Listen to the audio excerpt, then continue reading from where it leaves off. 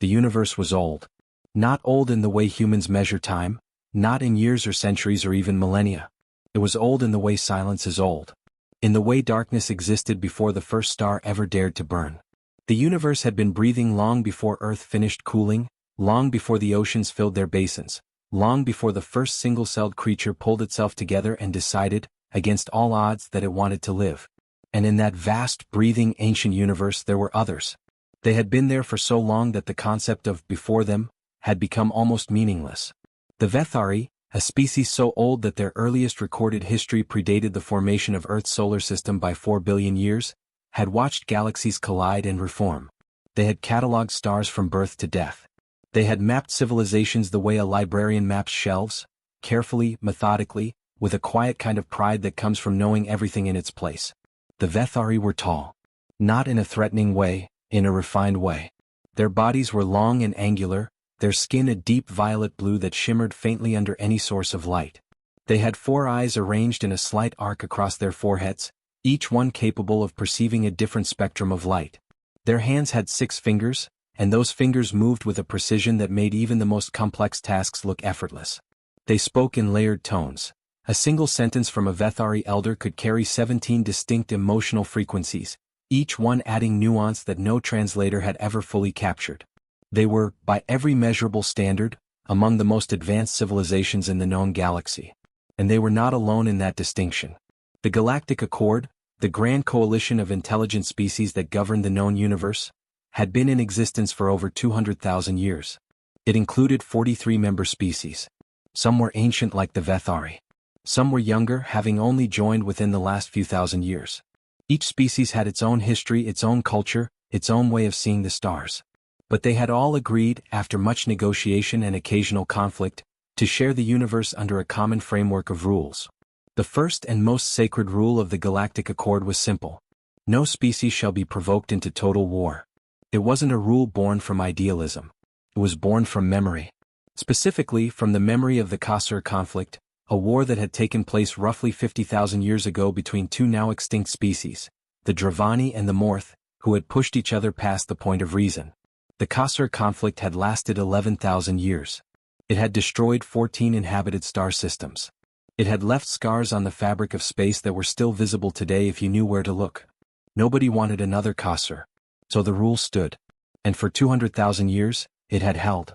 But there was a second rule, an unwritten one, whispered between elder diplomats over shared meals and spoken in quiet tones during closed council sessions. Never, ever provoke the humans. This rule was newer. Much newer. It had only existed for about 300 years, a blink of an eye in Accord history. But it was, in many ways, the rule that everyone took most seriously. Because unlike the first rule, which was backed by the memory of a distant, ancient war, the second rule was backed by something far more unsettling. Direct observation. The Vthari had been watching Earth for a long time. They had first noticed the planet roughly 200,000 years ago, standard galactic years which ran slightly longer than Earth years, when early Homo sapiens had begun spreading out of Africa and across the landmasses of a single interconnected continent that humans would later call the world. At that point, the Vthari had classified humanity the way they classified most pre-technological species, as an interesting but unremarkable development. Bipedal, mammalian, tool-using, socially complex. Promising, perhaps. Worth monitoring. They had assigned a Class 3 observation team to Earth and moved on. For the next 190,000 years, humanity developed in exactly the ways that Vthari models predicted, and in several ways that absolutely did not. They formed tribes. They developed language. They painted on cave walls in ways that the Vthari scientists found surprisingly sophisticated. They buried their dead, which was interesting. They developed agriculture, cities, writing, mathematics, philosophy, art, music, war. The war part was concerning but not unusual. Nearly every spacefaring species had gone through a period of intense internal conflict before achieving a kind of societal stability. The Vthari themselves had fought 6 major continental wars before unifying. The Drevathy had fought 4. The Pell Collective had fought a war so devastating that it had reduced their population to 12% of its peak before they found peace. Humanity's wars were brutal. No one was denying that. But the Vthari observation teams noticed something strange about them. Humans didn't just fight wars. They learned from them. Not always immediately, humans could be remarkably stubborn in the short term, but over generations they documented, analyzed, and internalized the lessons of their conflicts in a way that was unusual among young species. They wrote books about the causes of their wars. They built museums. They created something called history, and they studied it obsessively even when the lessons were painful. Even when the lessons made them look foolish or cruel. That was unusual. Most species, when they reached a certain level of internal conflict, either destroyed themselves or retreated into a kind of collective denial. Humans did neither. They stared at their worst moments and said, "We need to understand this so it never happens again." They didn't always succeed. But the effort, the genuine, stubborn, costly effort, was noted. By the time humanity developed nuclear weapons in the mid-20th century of their own calendar, the Vthari observation team had been upgraded to Class 1 status. This was the highest level of monitoring, typically reserved for species that were either on the verge of space travel or on the verge of self-destruction, sometimes both at once. The 2 decades following Earth's first nuclear detonation were, by Vthari accounts, among the most stressful periods in their observation program's history. The humans were armed with weapons capable of ending their civilization, they were divided into competing political blocs of enormous power, and they were operating in an environment of mutual suspicion and fear that seemed to push them closer to catastrophe with every passing year. The Vthari held emergency council sessions. They debated intervention. They drafted plans. And then, nothing happened. The humans didn't fire their weapons. They came close several times in ways that would have made any Vthari diplomat physically ill, but they didn't fire. They negotiated. They built hotlines between their leaders. They signed treaties. They created international organizations. They argued constantly and loudly, and sometimes those arguments spilled into smaller conflicts. But the big weapon stayed quiet. The Vthari observation chief at the time, a senior analyst named Vthari, filed a report to the Accord that became something of a famous document in diplomatic circles. The report contained, among other things, the following observation. This species appears to have developed a capacity for restraint that is disproportionate to their apparent emotional intensity. They feel deeply. They act impulsively. And yet, when placed at the absolute edge of catastrophe, something in them pulls back. We do not fully understand this mechanism. It may be fear. It may be wisdom. It may be something we do not yet have a word for. But it is real, and it is consistent, and I believe it is the single most important fact we have learned about this species in 200,000 years of observation. The report sat in the Accord archives, largely unread, for the next 50 years. Then humanity reached the stars. The first human ship to achieve stable faster-than-light travel was called the Meridian. It was a joint project of Earth's newly unified space agency, a cooperation between 12 nations that had, 20 years earlier, barely been able to agree on trade policy. The Meridian was not a large ship. It carried a crew of 7, it had limited life support, and its jump drive was, by Vthari standards, the technological equivalent of a child's first attempt at making fire. But it worked. On April 14, 2189, the Meridian made its first jump from a point just beyond the orbit of Pluto to a location approximately 4 light-years away, near Proxima Centauri. The jump took 11 seconds. The return jump took 9. The crew was unharmed. The ship was intact. Commander Leila Osei, the mission's captain, sent the following transmission back to Earth upon confirmation of the successful return jump. "We went out. We came back. We're not done yet." Short. Understated. Distinctly human. The Vthari intercepted the transmission before Earth's own receiving stations had finished decoding it. Vthari's successor, the current observation chief Vthari Dawn, immediately convened an emergency session and upgraded humanity's status from pre-contact species under observation to emerging spacefaring civilization. Immediate contact protocol review required. The Accord debated for 3 months. Some members wanted immediate contact. Others wanted a waiting period. Standard protocol called for a minimum of 50 years between a species' first FTL jump and formal Accord contact, to allow the new species time to mature in their early spacefaring phase without external influence. The Drevathy delegation pushed hard for the waiting period, citing several historical examples of young species that had been overwhelmed by early contact and subsequently collapsed. The debate was eventually resolved by a compromise. The Accord would maintain observation but begin laying the groundwork for eventual contact. Humans would be allowed to explore, encounter minor traces of galactic civilization, and begin piecing together the picture on their own before formal introduction. It was, everyone agreed, the cautious approach. It was also, as several Vthari elders noted in private, The approach most likely to go sideways if the humans' temperament proved as unpredictable as their history suggested. In the 40 years that followed the Meridian's first jump, humanity spread outward with a speed that surprised everyone, including the humans themselves. By 2210, they had established a permanent research station at Proxima Centauri b, a rocky, marginally habitable world they renamed New Reach. By 2225, they had mapped 11 star systems within 20 light-years of Earth, catalogued dozens of planets, and begun the construction of 3 deep space relay stations that would extend their communication range by an order of magnitude. By 2240, they had their first colony, 12,000 people living on a terraforming project on a world they called Dawnfall, 63 light-years from Earth. The colony was hard. Terraforming was brutal work. People died, not many but some. There were supply shortages, equipment failures, political disputes back on Earth about funding priorities. There were weeks where the Dawnfall colonists weren't sure they were going to make it. They made it. By 2245, Dawnfall had a functioning biosphere in its equatorial zones. By 2250, it had 12,000 inhabitants and was growing. It wasn't yet a flourishing world, it was young and rough and often dangerous, but it was alive and it was theirs, and the people who lived there called it home with a fierceness that made Vthari Dawn note in her official log. Humans appear to form deep emotional attachments not just to people and places they were born into, but to places they have built themselves. This attachment appears to intensify rather than diminish in the face of hardship. This is worth watching. Nobody in the Accord paid much attention to that log entry. They would later. The first unofficial human contact with an Accord species happened in 2251, and it was not planned by anyone.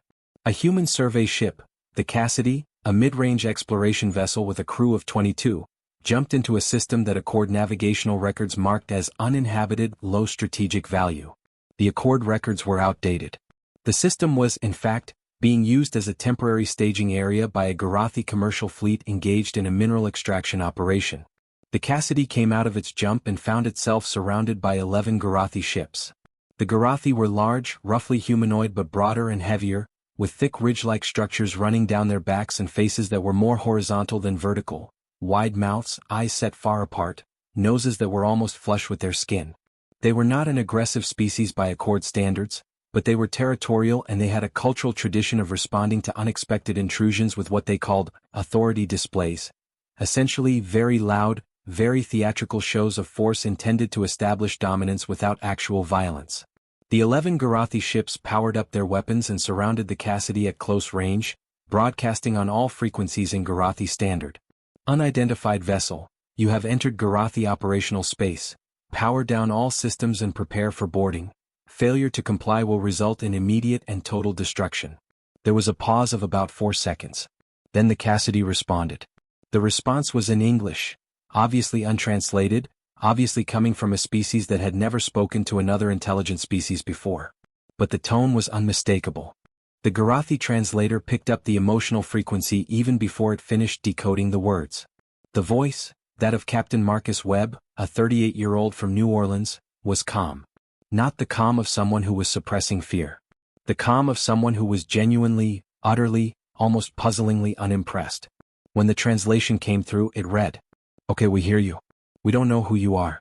We didn't know this system was occupied. We're not looking for trouble. But if you want to talk, we're happy to talk. If you want to fight, I should tell you, we don't run. So let's figure out which one you want."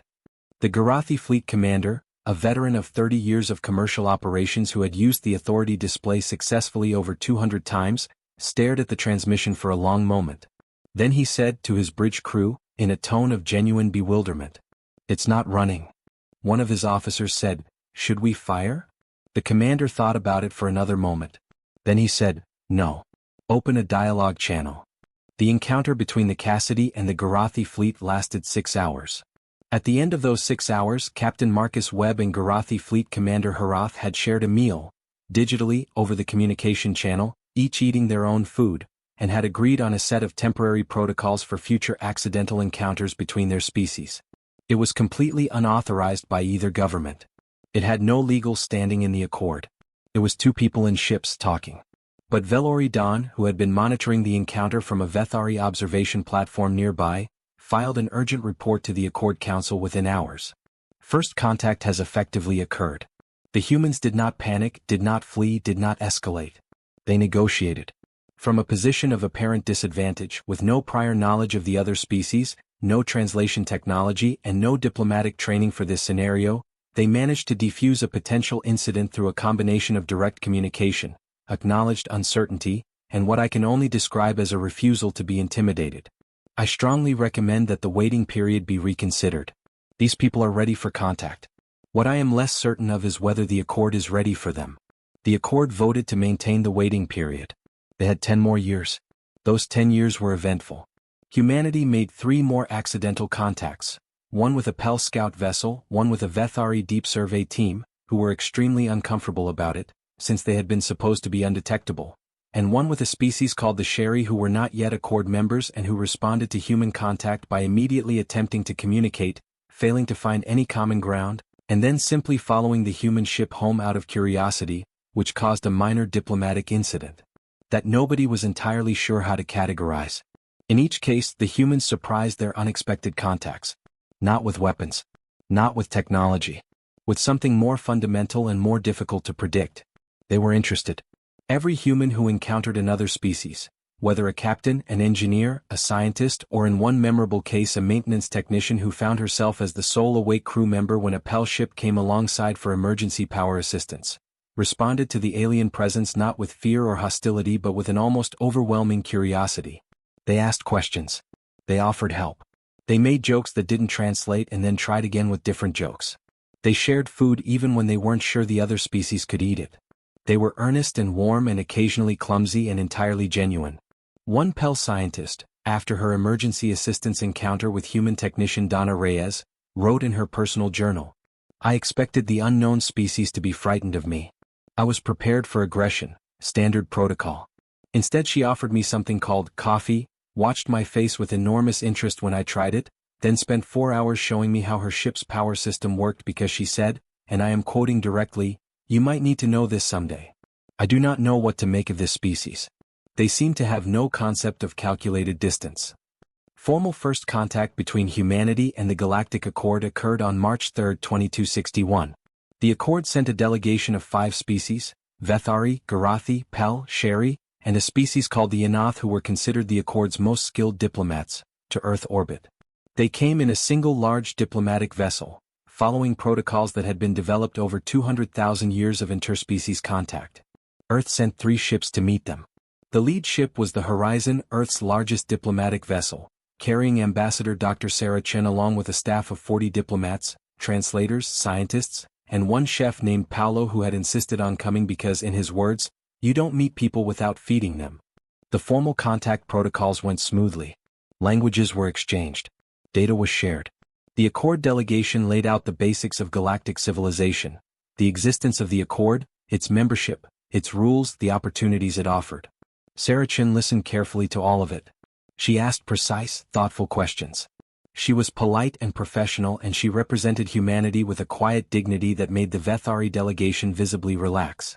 And then, at the end of the formal session, she said something that nobody in the Accord delegation had been expecting. She said, "I appreciate everything you've shared. I have one question I'd like to ask before we go further. How many species have you contacted over the years who chose not to join the Accord?" There was a pause. The Vthari lead diplomat, Elder Vthari Dawn herself, who had waited 40 years for this moment, said carefully, "There have been some who declined initial membership but later joined. There have been a few who were not yet ready. There have been none who actively refused after full information was provided." Sarah Chen nodded slowly. "And what happened to them? The ones who weren't ready?" "They were observed and protected until they were." "Protected by whom?" "By the Accord." Another pause. "I see," said Sarah Chen. "So there's been no option, historically, to exist outside the Accord without Accord oversight." Vthari Dawn looked at her for a long moment. "You are perceptive," the elder said quietly. "I'm human," Sarah Chen replied. "We've dealt with this kind of arrangement before. We'd like to join the Accord. But we'd like to join as equals, not as wards. I hope that's on the table." It was. But it took 3 years of negotiation to get there. And those 3 years, productive, sometimes tense, always interesting, were only the beginning. The negotiations between humanity and the Galactic Accord stretched across 3 years, 217 formal sessions, and enough diplomatic meals to make Paolo, the chef aboard the Horizon, something of an interspecies celebrity. His ability to adapt Earth cuisine to accommodate the dietary requirements of 5 different alien species, while maintaining enough human flavor that it felt like genuine hospitality, was widely considered one of humanity's most effective soft power tools during the entire process. Ambassador Dr. Sarah Chen ran the negotiations with a precision that impressed even the Vthari, who had been conducting diplomacy for longer than humanity had existed. She was 44 years old, originally from Shanghai, raised partly in Sao Paulo, educated in Geneva and Houston. She had spent 20 years as a specialist in multilateral negotiations before taking the ambassadorial role, and she had a reputation for 2 things: complete honesty and absolute patience. Both qualities were tested during the Accord talks. The central sticking point was not, as many had expected, the question of military obligations. It was territory. The Accord's territorial framework assigned star systems to member species based on a combination of proximity, resource needs, and historical claim. Most species entered the Accord with a relatively small territorial base and expanded through negotiated agreement over subsequent generations.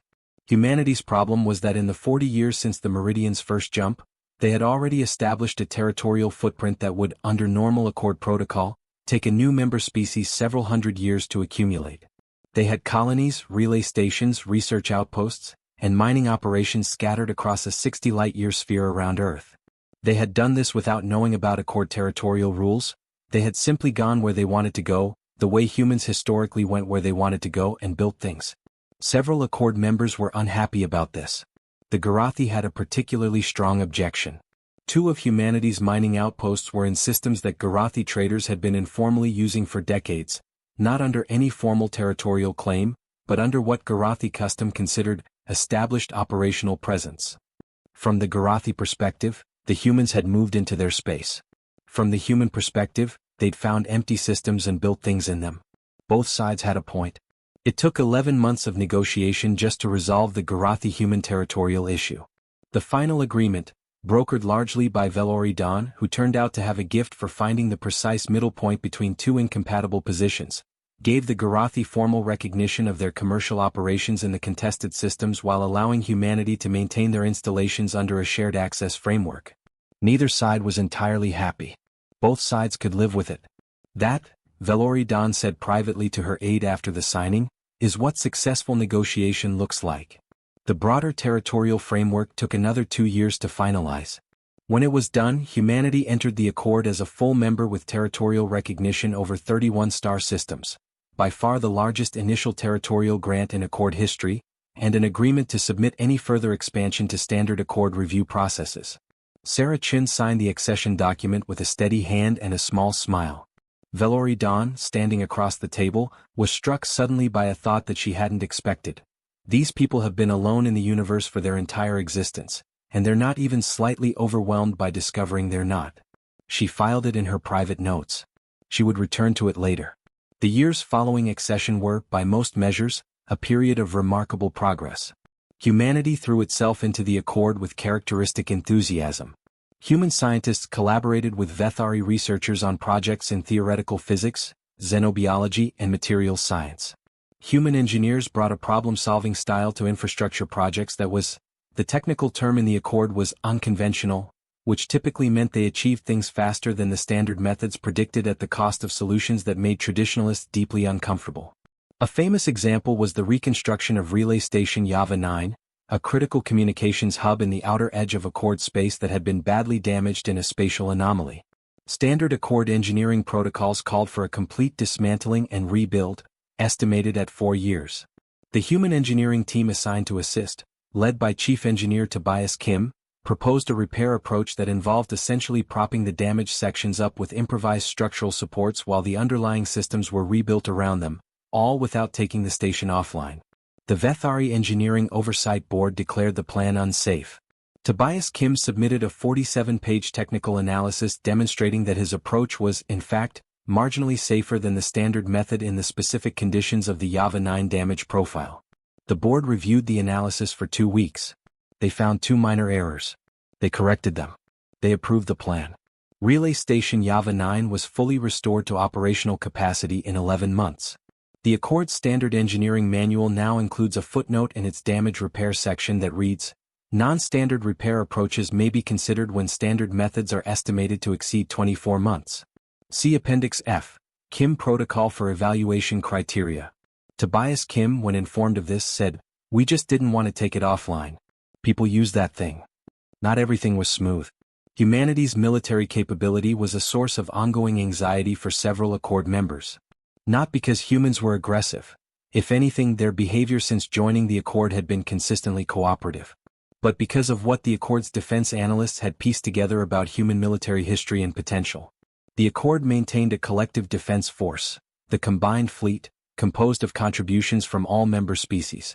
Humanity's contribution was expected to be proportional to their population and territorial holdings, which made it a significant contribution. But in preparing their force allocation documents, Humanity's military command submitted something that caused 3 different Accord Defense Committee members to request immediate emergency consultations. The humans had submitted, along with their standard fleet allocation, a secondary document titled, Auxiliary Capacity Overview, Non-Fleet Assets.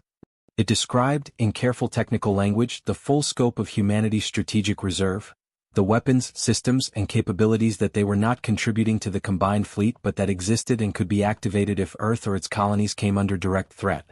The document ran to over 400 pages. The Drevathy defense attaché who first reviewed it reportedly read the first 80 pages, then stopped, then called his superior, then said only, "You need to read this." What shocked the Accord was not that humans had these capabilities. It was the range and the depth of them. Humanity had been fighting wars for thousands of years before reaching space. They had been thinking about defense and offense and deterrence and counterforce for millennia. They had a strategic tradition that went back to Sun Tzu, to Clausewitz, to the great naval theorists of their age of sail, to the nuclear strategists of the Cold War, to the cyber warfare pioneers of the early Internet age, to the asteroid defense systems they had built after a close call in 2178. Every lesson from every conflict, from every near disaster, from every strategic miscalculation had been absorbed and integrated into a military tradition of extraordinary depth and sophistication. The Accord's combined fleet was powerful. It was the product of 200,000 years of collective development. But it had, by design, never truly been tested. The Accord's founding philosophy was deterrence and negotiation. The combined fleet existed to make war unthinkable, not to win wars. Humanity's military capacity existed specifically to win wars. The difference was significant. Vthari Dawn, reviewing the document in her office, spent a long time simply sitting with the weight of what she was reading. Then she called her aide and said, "Update the Elder Caution protocols. I want the full advisory circulated to all senior Accord diplomats within 48 hours. Her aide asked which advisory. The one that says, "Never provoke the humans." It was Elder Vthari Dawn who had first formalized that caution 15 years before humanity's accession. It had started as an internal Vthari observation note, a reminder to their own diplomatic staff about how to approach their interactions with the emerging human civilization. But over time, as humanity became better known and the question of their potential Accord membership became more concrete, the caution had spread throughout Accord diplomatic circles. The Drevathy, after their encounter with Captain Marcus Webb, had developed their own version of it. The Pell had developed a version after a young Pell patrol vessel had found itself in a standoff with a human mining barge. A mining barge, not even a military ship, whose captain had calmly spent 2 hours explaining, in increasingly detailed technical terms, exactly what the mining barge's industrial cutting lasers were capable of if repurposed for non-mining applications. The Pell patrol vessel had eventually backed down. The Pell Diplomatic Corps had circulated a memo. The Sherry had developed their version after several years of cultural exchange with humans, during which they had conducted an extensive study of human entertainment, specifically human stories. The Sherry were themselves a deeply narrative species. They believed that what a civilization chose to tell itself in its stories was the truest window into what it actually was. They had analyzed thousands of years of human literature, film, music, and oral tradition. Their report had reached a number of interesting conclusions, but the one that had been most widely circulated in Accord circles was this. Humans tell themselves stories about loss and recovery, about suffering and endurance, about the experience of being pushed to the very edge of what can be survived, and then surviving. These stories are not warning tales. They are not tragedies meant to counsel caution. They are celebrations. Humans celebrate endurance. They honor those who suffer and do not break. They make heroes of those who were broken and rebuilt themselves. This is, in our analysis, the most important fact about this species. They have spent their entire civilization preparing themselves, culturally and psychologically, to survive the worst possible thing that could happen to them. We do not believe this preparation has ever been fully tested. We are not certain what would happen if it were. The Sherry report was read by every senior Accord diplomat within a month of its circulation. The caution, "Never provoke the humans," was subsequently elevated from informal advisory to formal Accord diplomatic protocol. For the next 30 years it held. The Accord in those 30 years was not without its tensions. The Drevathy, a species that had joined the Accord roughly 2,000 years prior and occupied a significant block of territory in the galaxy's inner arm, had been growing increasingly assertive. They were not an aggressive species by nature, but they had a cultural tradition of hierarchy that expressed itself in their foreign relations as a persistent drive toward dominance. They pushed boundaries. They tested rules. They negotiated hard and withdrew from agreements when they judged them to no longer serve their interests, citing technical grounds in ways that were technically valid but practically bad faith. The Accord had been managing the Drevathy situation for centuries. It was, as Vthari described it to a junior colleague, the kind of problem that doesn't get solved, it gets managed, and the management is itself a form of stability. The Drevathy had, over the years, made several attempts to test the limits of the human protocol, not directly because they were too sophisticated for direct provocation, but through what could be called structural pressure. They had twice challenged the territorial boundaries of human colonies in Accord review sessions, citing procedural grounds that were technically valid but practically designed to delay and frustrate. They had used their commercial fleet to establish operations adjacent to human relay stations in ways that weren't prohibited but clearly weren't cooperative. They had, in Accord diplomatic sessions, consistently supported positions that were adverse to human interests while maintaining plausible deniability about any hostility. Sarah Chin, now in her second decade as Earth's senior Accord diplomat, had managed each of these moves with quiet precision. She knew what the Drevathy were doing. They knew she knew. Both sides maintained the fiction of good faith because the fiction served everyone's interests better than the alternative. But the situation was, in Vthari's private assessment, slowly deteriorating. The Drevathy were pushing. They were doing it carefully, but they were doing it. And humanity, for all their patience and professionalism, was not a species with unlimited tolerance for being pushed. The Elder had begun to have quiet nightmares. She had lived through 200 years of Accord history. She had managed crises that would have made most diplomats retire. She had navigated the collapse of the Threnavar economic bloc and the Accord's most serious internal dispute in 50,000 years. She was, by any measure, among the most experienced diplomats in galactic history. And she was afraid. Not of the Drevathy. She had dealt with the Drevathy for centuries and she knew exactly what they were capable of. She was afraid of what would happen when they finally pushed too hard. She was afraid of what humanity would look like when it stopped being patient. She had read the Cassidy transcripts. She had read Sevathren's original report. She had read the Sherry cultural analysis. She had read the non-fleet assets document. She had observed 30 years of human behavior across thousands of interactions. And she had reached a conclusion that she shared with almost no one, because she was not sure it could be heard without causing the very panic it was meant to prevent. If someone is ever foolish enough to truly provoke these people, not poke them, not test them, not apply structural pressure, but genuinely, fully provoke them the way the Drevathy and Morth provoked each other 50,000 years ago, the galaxy will not be ready for what comes next. And I'm not sure the galaxy should be. His name was Commander Dravsolin, and he was, in the considered opinion of his superiors, a very good officer who occasionally had very bad judgment. Dravsolin was Drevathy. He was 42 years old, a career military officer who had served in the Drevathy strategic fleet for 20 years. He was decorated, experienced, and genuinely respected by those who served under him. His tactical assessments were sharp. His crew loyalty was excellent. His understanding of Accord protocols was thorough. His understanding of humans was essentially zero. He had been assigned command of a Drevathy patrol group operating in the outer border regions of Drevathy territorial space. A routine posting, nothing dramatic. The region abutted several human Accord transit corridors, so occasional interaction with human vessels was expected. The standard protocols were clear: maintain professional distance, follow Accord interaction guidelines, do not engage unless legally required. Commander Solon followed those protocols. For 8 months he followed them exactly.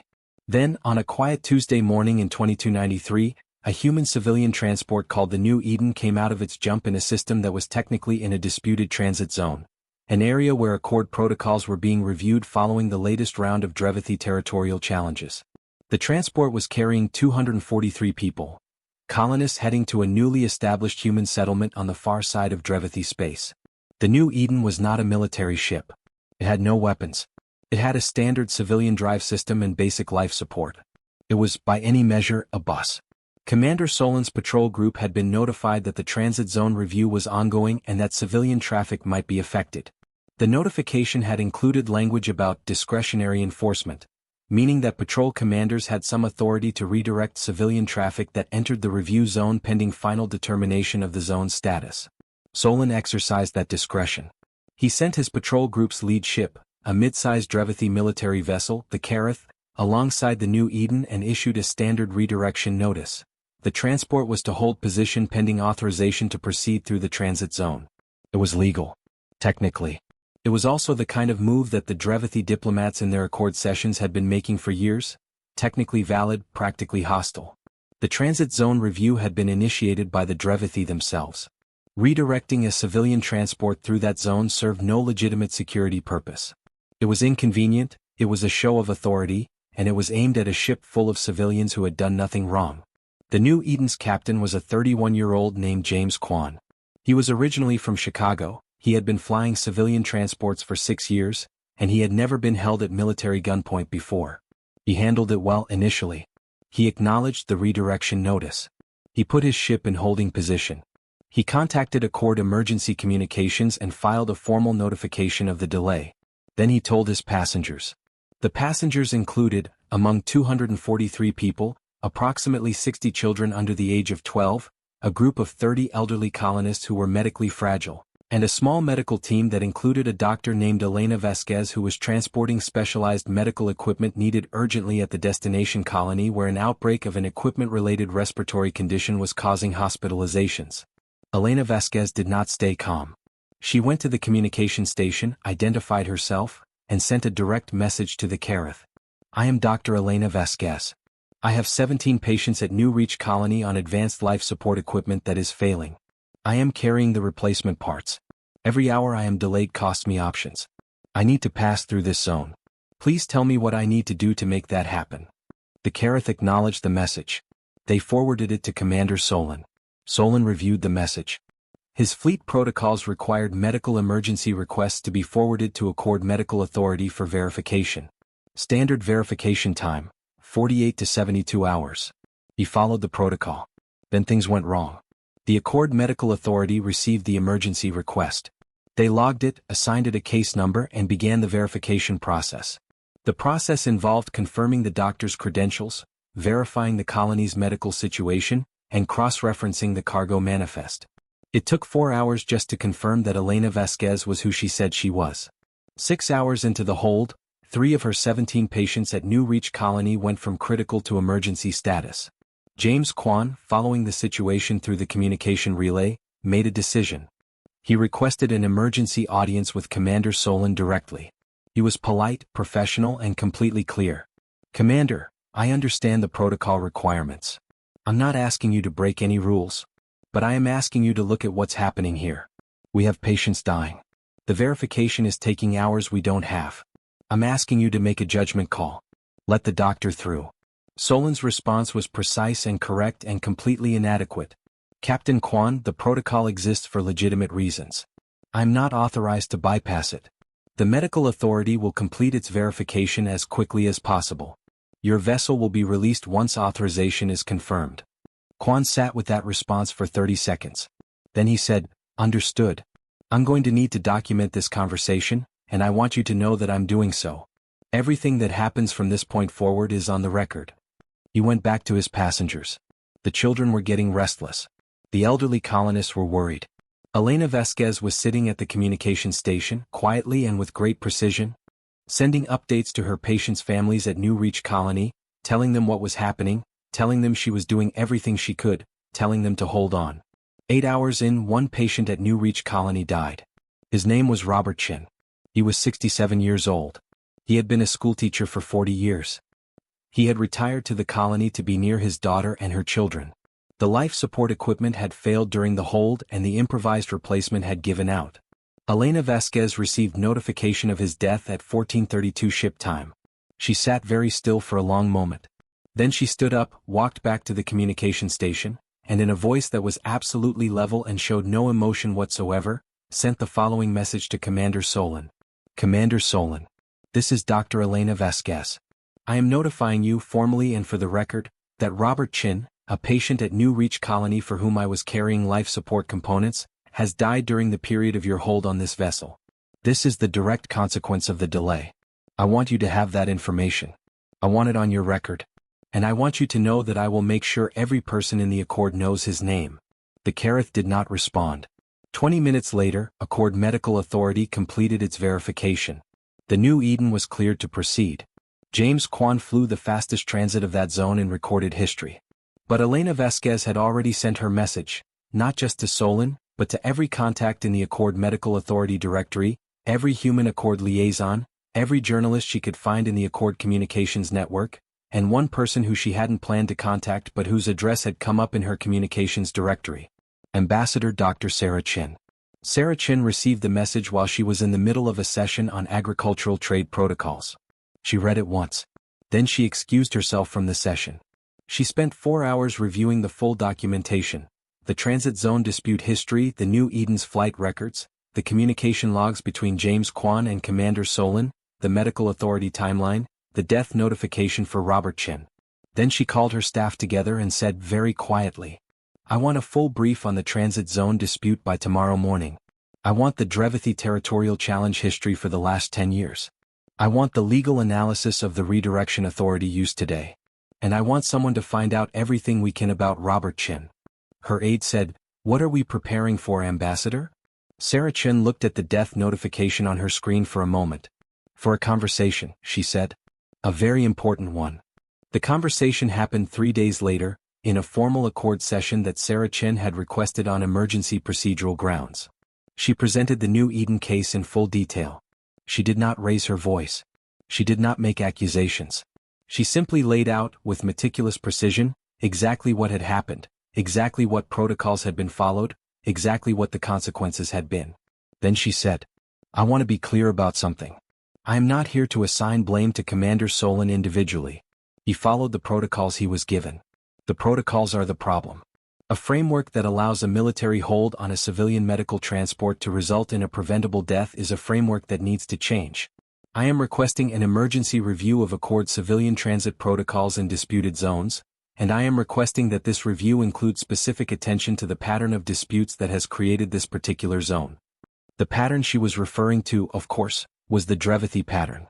She did not say Drevathy. She said the pattern. Everyone in the room knew exactly what she meant.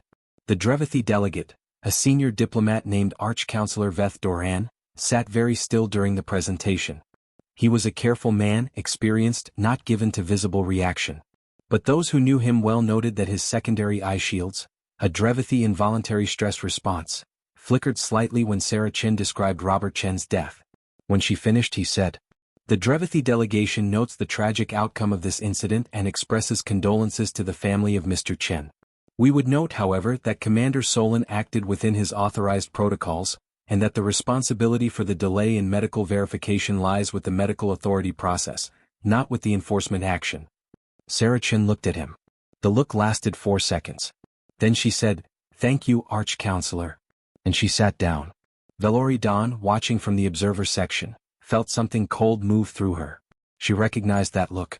She had spent 30 years learning to read human expression, and she recognized exactly what that look meant. It wasn't anger. Anger was hot, impulsive, readable. This was something quieter. This was the look of someone who had just decided something. Over the next 2 years, Sarah Chin worked systematically through the Accord's dispute mechanisms. She filed 47 formal reviews on transit protocols, territorial dispute procedures, and civilian protection standards.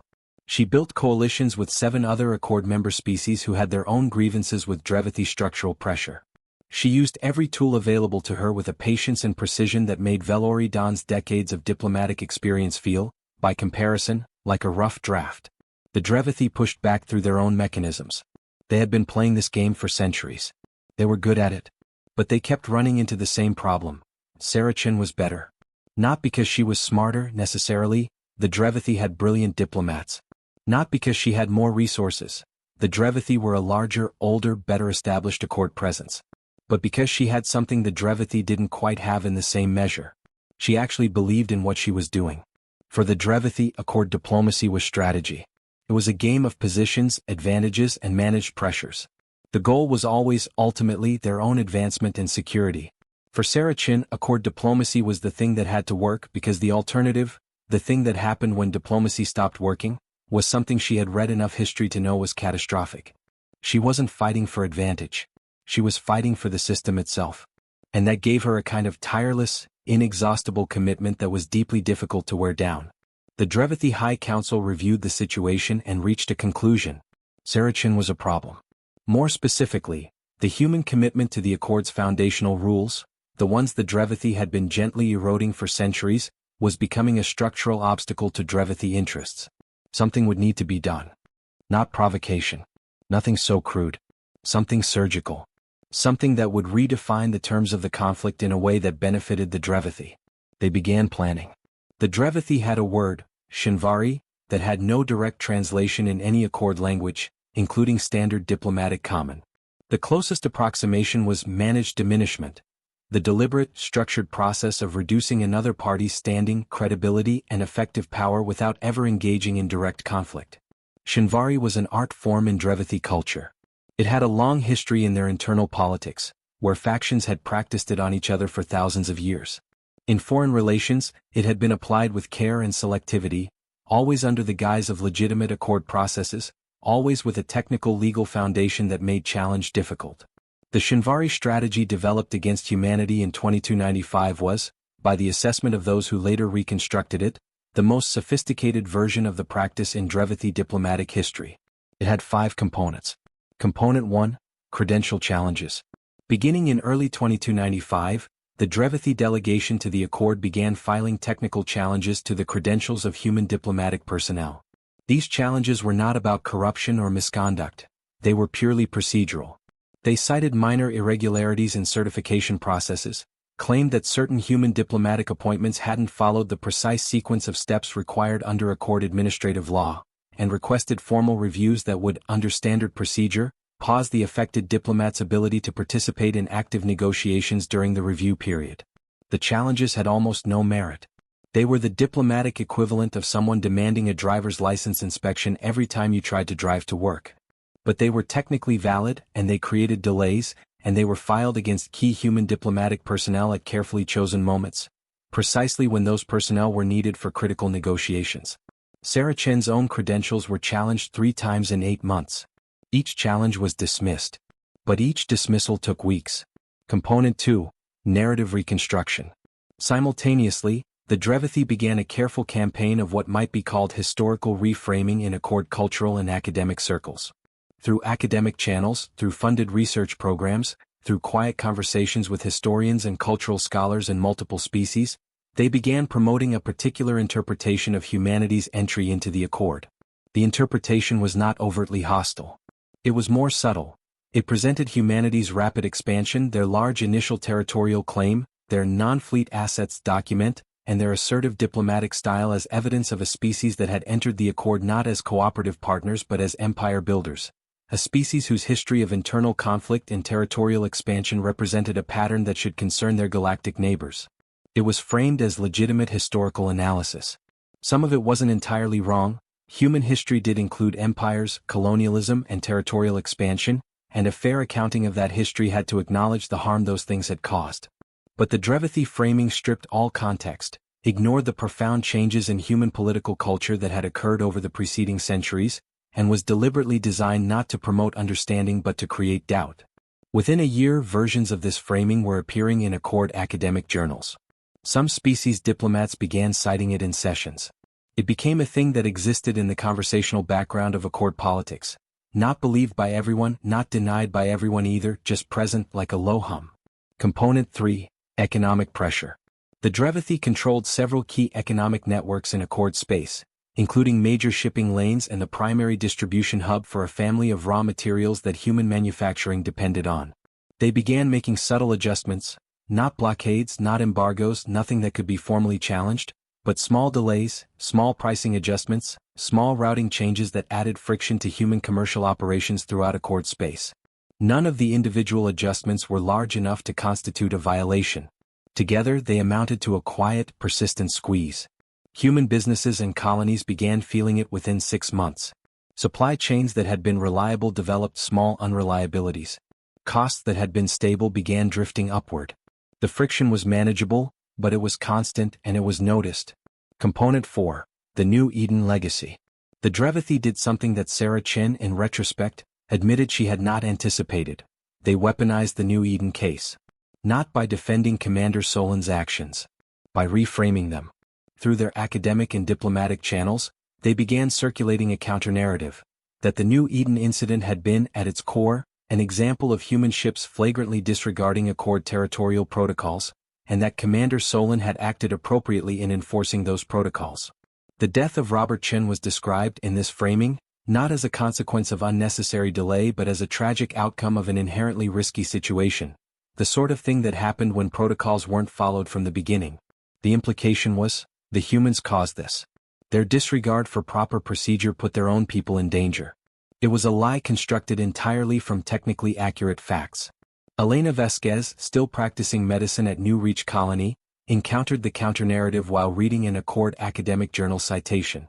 She sat with it for a while. Then she sent a message to Sarah Chen that was brief and direct. "They're using Robert to lie with. What do you need from me?" Sarah Chen wrote back, "Keep telling the truth. I'll take care of the rest." Component 5. The Caro. This was the most significant component, and the one that the Drevathy were most careful about.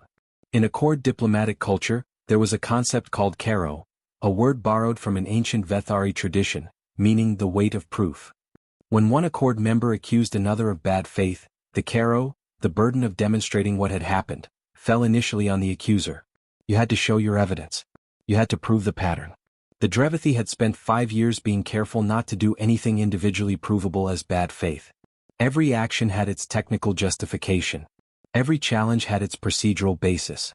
Every piece of framing had its academic veneer. The Caro against them was enormous. It would require proving not just that individual actions had occurred, but that they formed a deliberate coordinated pattern. Sarah Chen had been building that case for 2 years. She had the documentation. She had the timeline. She was close. So the Drevathy moved up their schedule. In October of 2296, a Drevathy diplomatic team submitted a comprehensive proposal to the Accord Council, a major restructuring of Accord territorial review procedures that, if passed, would retroactively re-examine 50 of humanity's 63 territorial claims and require new justification for each one under stricter criteria that the Drevathy proposal conveniently defined. The proposal was filed as an emergency measure. Under Accord rules, emergency measures required only a simple majority of the Council to pass a preliminary review, which meant the Drevathy only needed 22 of the 44 member species votes to get it into the review process, where it could be argued for months while creating immediate uncertainty about the status of human territorial holdings. They had been quietly gathering those votes for a year. They filed the proposal on a Monday morning and announced that the preliminary vote would be held in 72 hours. Sarah Chen found out about the proposal at 6 a.m. She called her staff together at 6:15. She had 72 hours. What followed was, by the accounts of everyone who witnessed it, one of the most remarkable 72 hours in Accord diplomatic history. Sarah Chen did not sleep. She worked the phones, the equivalent in Accord communication terms, of every uncertain member delegation she could reach. She was not pleading. She was presenting clear, documented, specific analysis of what the Drevathy proposal actually meant, what its real-world consequences would be for each species' own trading relationships with humanity, what precedent it set for the retrospective challenge of other species' territorial claims, and what the Drevathy's pattern of behavior over the previous 5 years revealed about their intentions. She gave each delegation something they could use. Not pressure. She didn't apply pressure. Arguments. Evidence. Reasons. She also, crucially, shared the Caro documentation she had been building for 2 years. Not all of it, there wasn't time and it wasn't ready to be formally submitted yet. But enough of it. Enough to show the pattern. At the 68-hour mark, she had the votes. Not comfortably, she had exactly 23 committed against the preliminary measure, one more than the Drevathy's projected 22 in favor. At the 69-hour mark, one of her 23 wavered. The Drevathy had gotten to him overnight. A delegation from a small species called the Vthari, who had legitimate economic ties to the Drevathy network and had been quietly promised favorable terms on a pending trade dispute if they switched their vote. Sarah Chin found out with 3 hours to spare. She called the Vthari lead delegate directly. She said, "I know what they offered you. I know it's significant. I know your economic situation is difficult. I'm not going to pretend I can match what they're promising in the short term." She paused. Then she said, "But I want you to think about something. Right now, the Drevathy are asking you to help them attack humanity's territorial standing. In 10 years, when the next species joins the Accord and they find that species inconvenient, whose territorial standing do you think they'll go after next? And who will you call when that happens?" The Vthari delegate was quiet for a long time. Then he said, "I understand what you're saying, Ambassador." The vote failed 23-21 with 2 abstentions. Sarah Chin went home, slept for 4 hours and came back to her office. She sat down at her desk, poured herself a cup of coffee, real coffee shipped from Earth, one of the few personal luxuries she allowed herself, and reviewed her Caro documentation. She was ready to present it formally. But she had learned something in the past 72 hours that changed her assessment of the situation. The Drevathy had been willing to use the Vthari as a tool, willing to bribe a small, economically vulnerable species to act against their own long-term interests. That was not new Drevathy behavior. But the fact that they had done it in this specific context, escalating their strategy to an open council vote, accelerating their timeline, told her something. They were feeling pressure, which meant they might escalate further. She wrote a memo to the Accord Secretary General, copied to Vthari Dawn. The failed preliminary vote has not resolved the underlying situation. The Drevathy will continue to push. The pattern of behavior I have documented over the past 5 years constitutes, in my analysis, a sustained campaign of bad faith engagement that the Accord's existing mechanisms are not adequately addressing. I am requesting a formal hearing before the full council. I believe the time for quiet management of this situation has passed. Vthari Dawn read the memo the moment it arrived. She read it twice. Then she called her private counsel and said, "Begin preparing for crisis protocols. I believe we are entering a dangerous phase." The formal hearing before the full Accord Council was scheduled for March 15, 2297. It was the most significant Accord proceeding in decades, not because of the specific legal questions involved, but because of what everyone in diplomatic circles understood it to actually be, the moment when the managed, deniable, technical-level conflict between humanity and the Drevathy was going to be openly acknowledged. The Caro was going to be laid on the table. The pattern was going to be named. The Drevathy understood this perfectly. In the 30 days between Sarah Chen's formal request for a hearing and the scheduled date, the Drevathy High Council debated their response options. They had several, ranging from diplomatic accommodation, actually addressing the underlying dispute in good faith, to further escalation. They chose escalation. What they chose was precisely calculated to change the terms of the conflict before the hearing took place. If they could create a situation where humanity appeared to be the aggressor, if they could manufacture evidence of human bad faith that was just convincing enough to muddy the waters, then the Caro Sarah Chen had built would be challenged, the hearing would devolve into competing accusations, and the Drevathy would be able to use the chaos to their advantage. The plan they developed was called, internally, Operation Sarath. Sarath being a Drevathy word meaning, the stone that redirects the river. It involved 3 elements. The first was a carefully constructed incident at a human relay station near Drevathy space, designed to look like an act of human aggression against a Drevathy commercial vessel. The second was a set of fabricated communications that would be presented as evidence of human diplomatic bad faith during the hearing itself. The third was a move against New Reach Colony. New Reach Colony was, by 2297, a thriving human settlement, 22,000 people on a planet that had seemed barely habitable 30 years ago. Now green in its equatorial regions and growing steadily. It was not a military installation. It had no significant defensive capacity. It was a colony. It was also notably the place where Robert Chin had died. The place where Elena Vasquez worked. The place that had become, in human public consciousness, a symbol of the New Eden case and everything it represented about Drevathy behavior. The Drevathy's plan was not to attack New Reach Colony. It was more subtle. A Drevathy commercial vessel, carrying officially raw materials bound for an Accord redistribution hub, was routed to pass through the New Reach system. During its passage, the vessel's automated systems would malfunction and dump a significant quantity of a particular industrial chemical compound into the system's outer orbital band. The compound was not immediately dangerous, but it was exactly the type of substance that required comprehensive environmental testing under Accord regulations before colonization operations could continue. The mandatory testing process typically took 18 to 24 months. 24 months during which colonization operations at New Reach would be legally required to suspend. 22,000 people. Operations suspended. Not an attack. Just a chemical spill. Technically accidental. In the documentation, the chemical compound would trace back to a human manufacturer, a falsified cargo manifest adjustment that had already been prepared. The implication would be, the humans were transporting this material themselves. The spill was their own fault. It was elegant. It was devastating. And it had exactly the kind of plausible deniability that the Drevathy excelled at. The vessel was scheduled to pass through the New Reach system on March 10, 5 days before the hearing. The plan failed because of a maintenance technician. His name was Sam Torres. He was 26 years old, originally from Houston, and he had been working at New Reach Colony's orbital monitoring station for 3 years. His job, day to day, was not glamorous. He monitored automated systems, filed sensor reports, performed routine maintenance on the station's detection arrays. He was good at it, meticulous, thorough, the kind of person who double-checked things not because he was anxious but because he simply thought careful work was worth doing.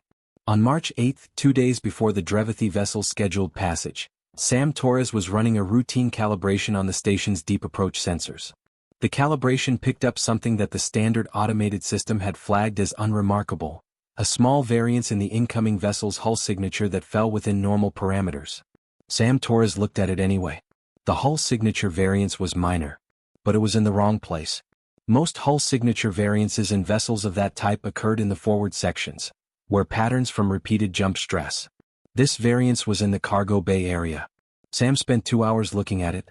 Then he filed a low-priority query through the Accord Customs notification system, asking for a voluntary cargo manifest confirmation from the incoming vessel. The Drevathy vessel received the query. The query was unexpected and had not been planned for. The operators consulted their instructions and were told, comply with standard customs procedures, maintain the cover profile. They sent back a standard cargo manifest. Sam Torres compared it to the hull signature variance. The variance was consistent with a sealed secondary containment system, the kind used to transport materials separately from the main cargo under conditions where contamination prevention was critical. A sealed secondary containment system not listed on the manifest. Sam Torres sat at his monitoring station for a long moment. He was a maintenance technician. He was 26 years old. He had never been involved in anything more significant than a supply chain dispute and one memorable incident involving a malfunctioning atmospheric processor. He picked up his communications terminal and called the colony director.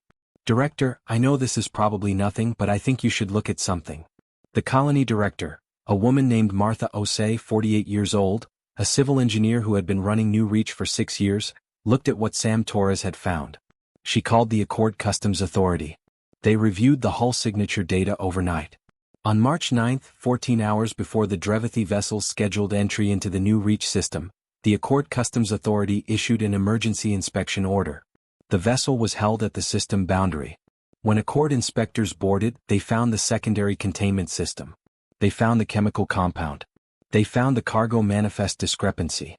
And they found, in the vessel's encrypted navigation log, a routing instruction that originated not from any commercial shipping authority but from a Drevathy Strategic Fleet Communications node. The plan was not just discovered. It was completely documented. The Drevathy High Council received word of the interdiction at approximately 3 a.m. their equivalent time. The response, by all accounts, was not calm. What followed in the next 6 hours was a furious internal debate about damage control. Options were considered and discarded. The fabricated communications they had prepared for the hearing, the false evidence of human bad faith, had been developed specifically to accompany the New Reach incident. Without the incident, the fabricated communications were a liability. If they were used and then traced back, the Drevathy position was catastrophic. They decided not to use the fabricated evidence. They decided to present the interception as a misunderstanding. The secondary containment system was a legitimate equipment transport. The manifest discrepancy was a filing error. The routing instruction from a strategic fleet node was, they would claim, standard Drevathy military commercial coordination practice. It wasn't going to work. They knew it wasn't going to work.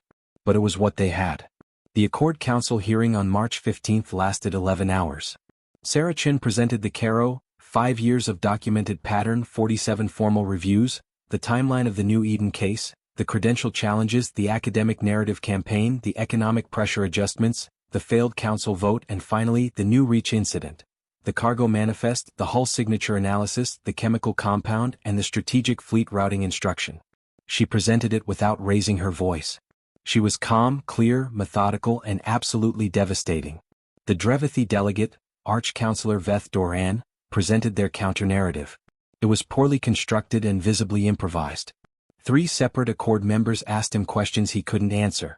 When pressed on the strategic fleet routing instruction, he cited standard coordination practice, and was immediately shown, by a Vthari legal analyst who had reviewed the relevant Drevathy administrative records, that no such coordination practice existed in any documented Drevathy military commercial protocol.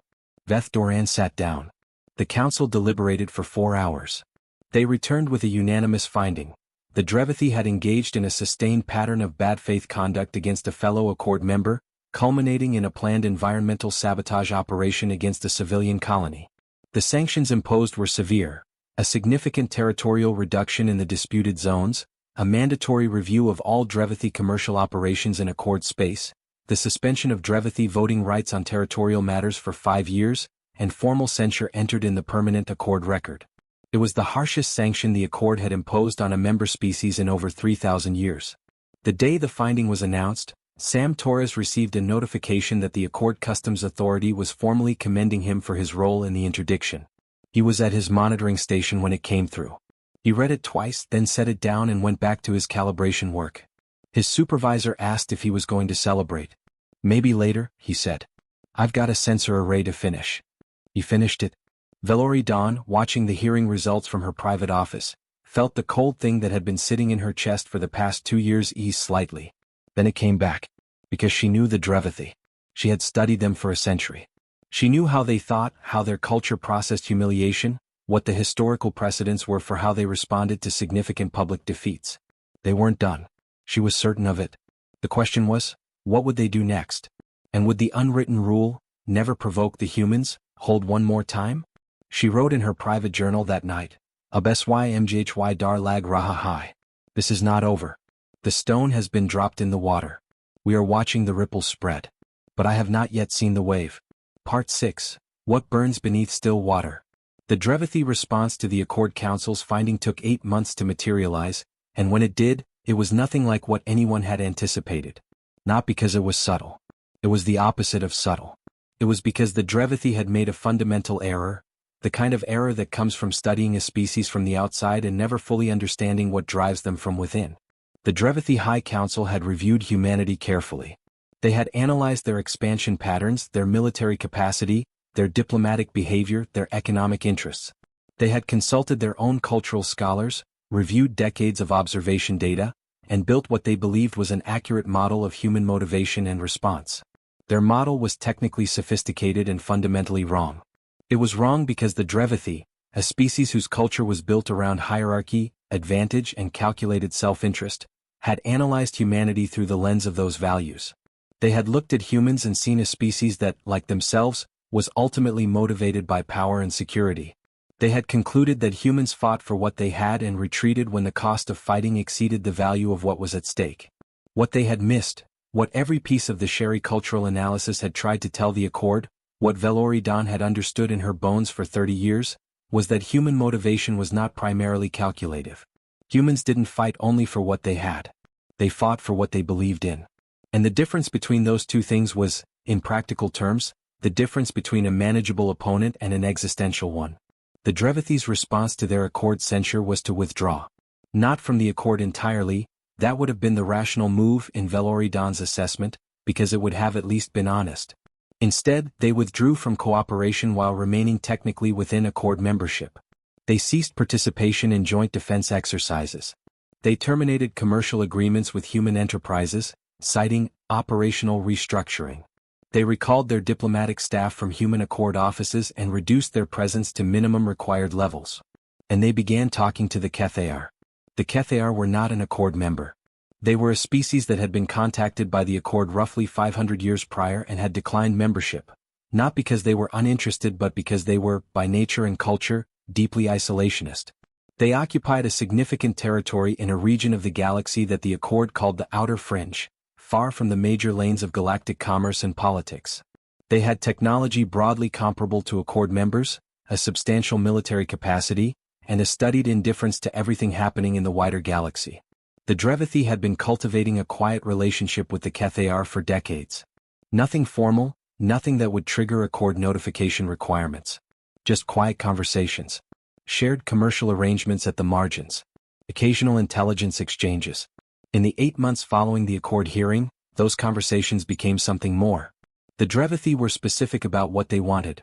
A military partnership outside the Accord framework, directed initially at humanity's frontier colonies. Not an all-out war. The Drevathy were still too embedded in Accord structures to pursue that, but a campaign of pressure at the edges. Attacks on relay stations. Interference with colonial supply chains. Enough disruption to force humanity to divert resources, slow their expansion, and demonstrate to other Accord members that human territorial claims were vulnerable. The HFY listened. The HFY had their own reasons for being interested. Humanity's expansion had been pushing toward the outer fringe, not with any hostile intent, but with the same relentless outward pressure that characterized everything humans did. The HFY had noticed. They had been watching with growing discomfort as human settlements crept closer to the edges of their preferred isolation. The partnership was formalized in a private agreement signed in November of 2297. It was not formally an act of war against humanity. It was carefully structured to fall below that threshold. But it was close. Vthari Dawn found out about the partnership through intelligence channels in January of 2298. She read the intelligence report, set it down, and sat for a very long time in her office. Then she called Sarah Chin. She did not encrypt the call. She did not schedule it through official channels. She called her directly, the way one person calls another when what they need to say can't wait for formality. "Ambassador," she said, "I need to tell you something. And I need you to hear it not as a diplomat but as a human being." Sarah Chin listened. When Vthari Dawn finished, there was a pause. Then Sarah Chin said, "How long do we have before they move?" "My estimate, 3 to 6 months before the first incident. I believe the initial target will be one of your outer relay stations, something that can be attributed to the HFY without direct Drevathy fingerprints." Another pause. "Vthari," Sarah Chin said, "I appreciate you telling me this directly. I need to make some calls." "I know," the elder said. "Sarah, be careful. Please." "I'll be as careful as the situation allows," Sarah Chin said. "Thank you. Truly." She hung up. Vthari Dawn sat in her office for a long time after that, listening to the silence of her ship, thinking about something the Sherry cultural analyst had written years ago. Humans celebrate endurance. They honor those who suffer and do not break. We do not believe this preparation has ever been fully tested. She thought, I think it's about to be. The first attack came 4 months later, in May of 2298. It wasn't a relay station. It was the colony of Dawnfall. The same Dawnfall that had been humanity's first colony, 38 years old, 60,000 people, the first place beyond Earth's solar system that humans had built a real home. It was still a rough world in some ways, still young, but it was alive and full and beloved by everyone who lived there. It had universities. It had a distinctive cuisine that blended Earth traditions with native plant life. It had artists and engineers and teachers and children who had never lived anywhere else and called Dawnfall home with absolute sincerity. The HFY attack was not a full invasion. It was, from a military perspective, a raid, 6 warships appearing out of jump near the planet's primary orbital station, demanding the station's immediate evacuation, and proceeding to disable it with weapons fire when the station crew, correctly, refused to comply. 3 people died in the initial attack, 2 station maintenance workers and 1 duty officer who stayed at her post to ensure the evacuation of her crew completed before she reached shelter. Her name was Lieutenant Maya Roberts. She was 29 years old. She was from Dawnfall. She had never lived anywhere else. The news reached Earth in under an hour. By the time it had been confirmed and publicly reported, every human who could reach a communication terminal had seen it. The faces of the 3 dead. The burning station. The evacuation pods drifting in orbit. And Maya Roberts, caught in one final sensor recording from the station, standing at her station until the last evacuation pod was away. The recording spread across every human network on every colony and every ship and every space station in human space within 6 hours. Sarah Chin was in an emergency session when her aide put the recording in front of her. She watched it once. She closed her eyes for a brief moment. Then she stood up. She didn't say, HFY yes and a band. She didn't say it in any language. She simply stood up and everyone in the room who saw her face understood that something had changed. Not in her composure, she was still composed, still precise, still exactly herself. But something behind her eyes had shifted. A door had opened or perhaps closed in a way that made the air in the room feel different. She said, "Get me the Secretary General. Get me the Combined Fleet Commander. Get me the President of Earth." She paused. "And someone find me where Vthari Dawn is. I need to speak to her." The Emergency Accord Council session was convened within 24 hours. Sarah Chin spoke for 40 minutes. She did not use notes. She began with Maya Roberts. She said her name. She said where she was from. She said what she had done. She was not emotional about it, she was precise about it, the way you are precise about something that matters too much for imprecision. Then she said, "The Accord was founded 200,000 years ago on one principle above all others, that the civilizations of this galaxy would not do to each other what the Drevathy and the Morth did to each other. That the memory of the Khosr conflict would be enough. That the cost was too high and we were better than it." She paused. "I believe in that principle. I believe in the Accord. I believe in this room and the people in it. I have spent my adult life working within this system because I believe it is worth working within." Another pause. "But I need everyone in this room to understand something. What happened at Dawnfall was not a boundary test. It was not a diplomatic signal. It was an attack on civilians. 3 people are dead. A colony of 60,000 people spent 22 hours not knowing whether more ships were coming." Her voice was even. Completely even. "Humanity did not come to the stars looking for war. We know what war cost. We have been paying its price for 10,000 years, and we have gotten better at finding alternatives and we are proud of that. But I need the Accord to understand, and I need the Drevathy delegation to understand, that there is a limit. Not a strategic limit. Not a calculated line beyond which our interests outweigh the cost. A human limit. A limit that exists not in our policy but in our nature." She looked across the room. "We were patient when our diplomatic credentials were challenged. We were patient when our people were delayed and one of them died. We were patient through 5 years of managed pressure and manufactured narratives and economic friction. We were patient because we believed the system could address it, and ultimately the system did. But Dawnfall was not managed pressure. And 3 people are dead. And I am telling this council clearly and directly, if this is not addressed, if the Accord does not act, humanity will act. And when humanity acts, it will not be surgical, it will not be proportionate, and it will not be reversible." She sat down. The room was quiet for a moment that felt very long. Then Vthari Dawn stood up. She was 193 years old. She had been in Accord diplomatic service for 150 of those years. She had seen things that would have broken most people. She was, by any reasonable account, one of the most experienced beings in the room. She said, "The Accord accepts the ambassador's statement. The Accord accepts the gravity of what has occurred. I move that we convene an emergency security session with full Military Advisory Council participation within 48 hours." The motion passed unanimously. Even the Drevathy delegate, a new one, Vthari having been replaced following the hearing, voted for it. Over the next 30 days the Accord moved with a speed that surprised everyone, including its own members. The combined intelligence analysis confirmed what Vthari Dawn's initial report had suggested. The Khthar attack on Dawnfall had been planned in coordination with Drevathy strategic assets.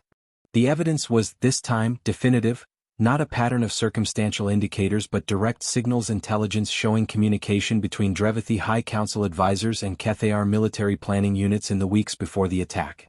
The Drevathy were expelled from the Accord. It had never happened before in Accord history. The mechanisms for expulsion existed but had never been used. Using them now felt to several older members like stepping off a cliff into unknown territory, not wrong but irrevocable. The vote was 42-0, with the Drevathy delegation abstaining before the final count. The expulsion of the Drevathy changed things. It changed them in ways that were concrete and immediate. The economic networks the Drevathy had controlled were now in flux, creating genuine disruption for multiple Accord members. The strategic balance of the outer fringe shifted uncomfortably. The Khthar, stripped of their Drevathy partnership before the partnership had really begun, retreated to their isolation but did not apologize and did not acknowledge fault.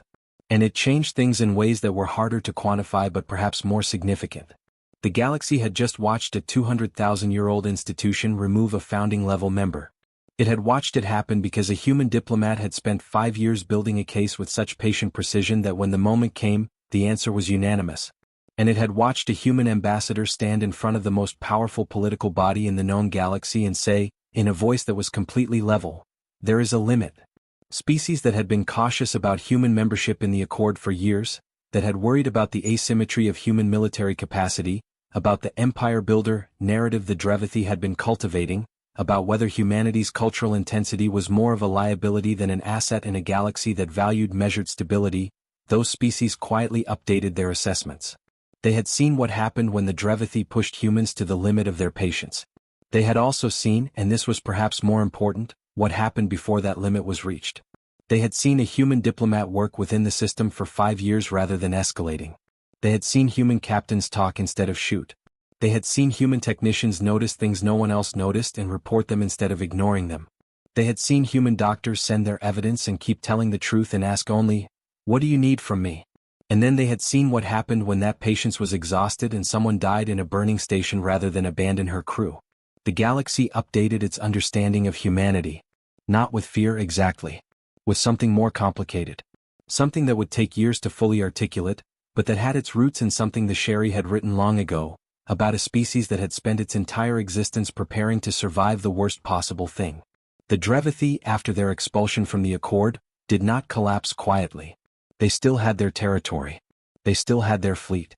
They still had their commercial networks, though those were fraying as Accord member species reassessed their relationships. They still had the Cathayar. That relationship had survived the expulsion, which many had expected to end it. And they had a new calculation to make. For 2 centuries, the Drevathy High Council had operated under a fundamental assumption, that humanity, for all their potential, was constrained by their Accord membership. The rules and obligations of Accord membership were, in their analysis, a cage, one humanity had walked into voluntarily and that limited what they could do in response to Drevathy pressure. The Drevathy had been pushing specifically at the spaces between the rules, exploiting the gap between what was technically permitted and what was genuinely acceptable, because they had judged that humanity's commitment to the system would hold. The expulsion changed that calculation. The Drevathy were now outside the Accord. Humanity was inside. The Accord's rules and obligations applied to humanity but not to the Drevathy. That was, from one perspective, a significant tactical disadvantage for the humans. They were constrained by rules the Drevathy no longer had to follow. The Drevathy High Council looked at this situation and concluded that it was an opportunity. They were wrong. They had made the same error they had been making for years, the same category mistake that came from analyzing human motivation through the lens of Drevathy values. They had looked at the constraints on humanity and seen a cage. They had not understood what humans actually saw when they looked at the same constraints. Humans saw an obligation. Not a cage. An obligation. A thing they had chosen that they were responsible for upholding, that had meaning precisely because they could choose otherwise but didn't. The difference between a cage and an obligation was in human terms the difference between imprisonment and integrity. And when you attacked the people who were upholding the obligation, when you attacked them at their homes, when you killed their youngest and their bravest, when you showed them that their restraint was being rewarded with contempt, you did not make them feel trapped by their obligations. You made them feel betrayed by their own patience. And a human who feels betrayed by their own patience is not a safer opponent. They are a far more dangerous one. The Drevathy's revised strategy, developed in the 6 months following their expulsion, had 2 phases. Phase 1. Demonstrate to the Accord that it could not protect its members from a capable external power, using targeted strikes on human infrastructure as the demonstration. Phase 2. Force humanity to either escalate in ways that violated Accord norms, giving the Drevathy grounds to petition the Cathayar and 2 or 3 other non-Accord species to form a counter-coalition, or accept a negotiated settlement on Drevathy terms. It was, as strategies went, coherent. It had a logic. It was built on the same deep misunderstanding of human motivation that had doomed every Drevathy plan before it. Phase 1 began in September of 2298, 4 months after Dawnfall. The target was Relay Station Kappa 7, one of humanity's critical deep space communication nodes, located at the junction of 3 major transit corridors. Destroying it would disrupt communication across a significant portion of human-controlled space. The strike was carried out by a Cathayar strike force with Drevathy operational planning, and it was swift and precise and very well executed. Relay Station Kappa 7 was destroyed. No one was killed. The station had been evacuated 6 hours earlier. The reason for the evacuation was a woman named Commander Diana Park. Commander Park was in charge of the 4th Human Accord Defense Squadron, a medium-weight fleet element assigned to patrol duties in the outer sectors. She was 37 years old, from Seattle. And she had the kind of intuition that comes not from mystical ability but from 10 years of careful pattern analysis. She had been watching the Vthari fleet movements in her sector for 3 weeks.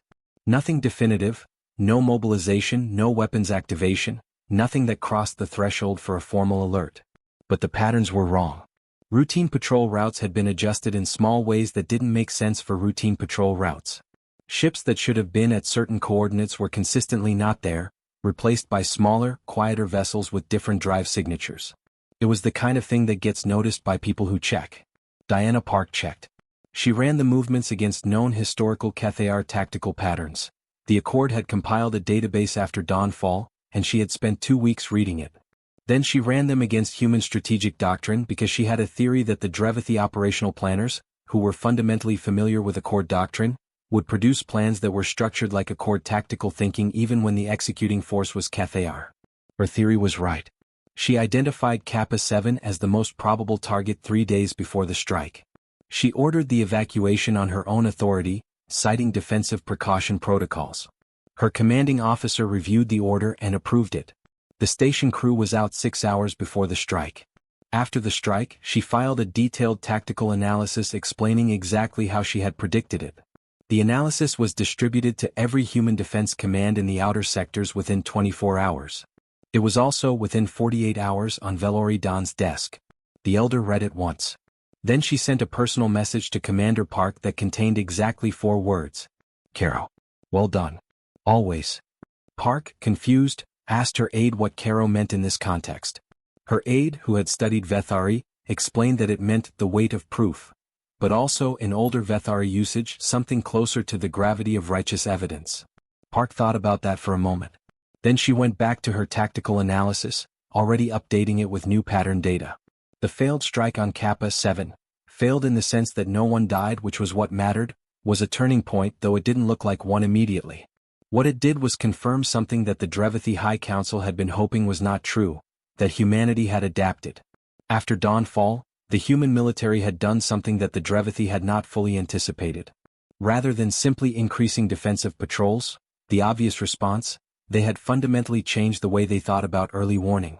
They had pulled in every analyst they had, civilian and military, with expertise in pattern recognition, historical tactical analysis, xenocultural studies, and a dozen other disciplines that weren't normally part of military planning. They had created something called the Threat Anticipation Corps, a small, flat-structured, interdisciplinary unit whose only job was to look at things that didn't quite fit. Diana Park was one of its first graduates. There were 400 others. The Drevathy planners, reviewing the Kappa 7 outcome, concluded that they needed to change their approach. The strike and deny model had been compromised. They needed to escalate to something that couldn't be anticipated or evacuated ahead of time. The High Council held an emergency session. The debate that followed was recorded. The Accord would later obtain a partial transcript through intelligence channels. The most significant exchange was between 2 senior council members. The first, a military strategist named Archgeneral Vthari, argued for an immediate, large-scale assault on a major human colony, Dawnfall or New Reach, with full Vthari fleet support. Surgical strikes are not working because they give the humans time to adapt. We need to move fast and hard enough that adaptation is not possible. The second, a political advisor named Counselor Sherry Dovan, no relation to the Sherry species, argued against it with what turned out to be remarkable foresight. "We have been studying the humans for years. Our models tell us they respond to losses by becoming more committed, not less. A large-scale attack on a major colony is not a pressure point, it is a provocation. And we have all read the advisory. We have all read what happens when the humans are provoked." Archgeneral Vthari responded, "The advisory is based on their full military capacity. They will not use their full capacity in response to an Accord member dispute. They are constrained." Counselor Dovan said, "They are no longer constrained by us. The question is whether they are constrained by themselves. And that is not a question our models can answer because it depends on something we do not measure." "What?" asked Vthari. Dovan was quiet for a moment. Then she said, "How angry they are." The vote was 8-4 in favor of escalation. Counselor Dovan abstained. The attack on Dawnfall came on November 3, 2298. It was not a raid. It was a full assault, 19 Vthari warships entering the system under Drevathy operational command, targeting the colony's orbital infrastructure, its atmospheric processing stations and its primary power grid. The intent was not to kill colonists directly but to destroy the infrastructure they depended on, to make the planet uninhabitable in the short term and force evacuation. 60,000 people. Their schools, their hospitals, their farms, their homes. The university where students were in morning classes. The market where Paolo, a different Paolo from the Horizon's chef, but the kind of person every human colony seemed to produce, was making bread that smelled like earth and something new at the same time. The Dawnfall Defense Force was 6 ships. They were not enough. The colony's emergency broadcasts went out simultaneously. They reached human military command within minutes. They reached the Accord Council chamber at approximately the same time. They reached every human news network, every colony, every ship, every person who had ever heard the name Dawnfall and known what it meant. The first home. The place humanity had first said, "We can make this work." It was burning. The human response began within the hour. Not in a panic. Not in a fury. In something quieter and more total than either. Earth's Combined Defense Command issued a Tier 1 mobilization order, the first in human history. Every military vessel in human space was recalled to active duty. Reserve units were activated. The civilian shipping network began its authorized emergency conversion to military support operations. Shipyards on Earth, on Dawnfall's sister colony New Providence, on the orbital stations around 3 different planets shifted immediately to military production priorities. It happened with a speed and a completeness that silenced the Accord observers who had been watching. Not because it was fast. In strict terms, it wasn't extraordinary. Military mobilizations had happened at similar speed in human history. What silenced them was the character of it. There was no chaos. There were no protests, no divisions, no political parties arguing about the appropriate response, none of the fractious human internal disagreement that the Drevathy models had predicted would slow and complicate the response. The humans moved like they had been waiting for this, not eagerly, not with pleasure, but with a deep, settled certainty that this was the thing they had been preparing for without knowing it. They moved like people who had been pushed past the thing they had decided, a long time ago, that they would not accept. Admiral James Torres, Sam Torres's uncle as it happened, though this connection was not widely known, commanded humanity's first strategic fleet. He was 54 years old, a career officer, the kind of man who had read everything and remembered all of it. He had been in the Accord's combined fleet exercises for 15 years. He knew the other species' fleets the way a carpenter knows wood, their strengths, their textures, their limits. He also knew the Drevathy. He had studied them the way you study a problem you expect to have to solve. He received his orders at 0400 on November 4th. By 0600 he had a plan. By 0800 he was briefing the Secretary of Defense. The plan was not subtle. It was thorough. It addressed not just the immediate Vthari fleet, 19 warships that were still in the Dawnfall system, but the entire strategic situation. Drevathy military infrastructure, Vthari operational capacity, the supply lines connecting them, the relay nodes they depended on, the economic networks that sustained their combined military posture. He did not propose to win a battle. He proposed to make the battle unnecessary by demonstrating, in the clearest possible terms, that the cost of continuing it was categorically beyond what any strategic benefit could justify. The Secretary of Defense read the plan. Then she called the President. Then she called Sarah Chin. Sarah Chin read the plan. She said, "Before we authorize this, I need to exhaust one more option. Give me 48 hours. What Sarah Chin did in those 48 hours was make contact with Counselor Sherry Dovan. It was not an official communication. It was not through any channel the Drevathy High Council monitored. It went through a Sherry cultural exchange intermediary, one of the species that had been studying humanity and had therefore built communication relationships that existed somewhat outside the formal diplomatic framework. Sarah Chin sent Dovan a message that was 3 sentences long. "I know you voted against this. I know you understand what comes next. If there is anyone on the council who wants to find a way out of this that doesn't end with your species and the Vthari losing everything, I am available to talk for the next 48 hours. After that, I will not be the one making decisions." She sent it. Then she waited. Counselor Sherry Dovan received the message at 3 o'clock her local time. She read it twice. She sat in the darkness of her private office, thinking. She was 61 years old. She had been in the Drevathy political service for 30 years. She had been at the original hearing when the Accord censured the Drevathy. She had been in the council session when Archgeneral Vthari pushed for escalation. She had been the one who said, "This depends on something we do not measure." She had voted against every escalation. She had been in the minority every time. She thought about Sarah Chen's message for 2 hours. Then she sent a response. "I am listening. But I need something from you first. Tell me who Maya Roberts was." Sarah Chen received the response. She was confused by the request for about 10 seconds. Then she understood. She wrote back. She wrote for a long time. She wrote about Maya Roberts, where she was from, what she had chosen, what the recording showed, what the people of Dawnfall had said about her in the months since. She wrote about Robert Chin, the schoolteacher from New Reach. She wrote about the 3 maintenance workers who had died at Dawnfall in the November attack. Their names were Kenji Yamamoto, a structural technician, Petra Williams, a systems operator, and a 17-year-old apprentice named Daya Singh who had been on her 3rd day of work experience. She wrote about all of them. Not as statistics. As people. Then she wrote one more thing. "I want you to understand why I'm telling you this. It's not to make you feel guilty. You didn't make these choices and I know that. I'm telling you because I want you to understand who we are grieving, and why that grief does not diminish, and why the people making decisions in the next 48 hours will be making them with those names in their minds. Not as strategy. As memory." She sent it. Dovan received it. Read it. Read it again. Then she did something that would later be described in Accord history as one of the most consequential acts of individual political courage in centuries. She called Archgeneral Vthari. It was 5 o'clock. He was not awake. He answered the call anyway because calls from senior council members at 5 o'clock were not routine. She said, "Veth, I need you to hear something." She read him Maya Roberts' name. Robert Chen's name. Kenji Yamamoto. Petra Williams. Daya Singh, 17 years old, 3rd day of work. There was a silence. Then she said, "She has told me she has 48 hours before she is no longer the one making decisions.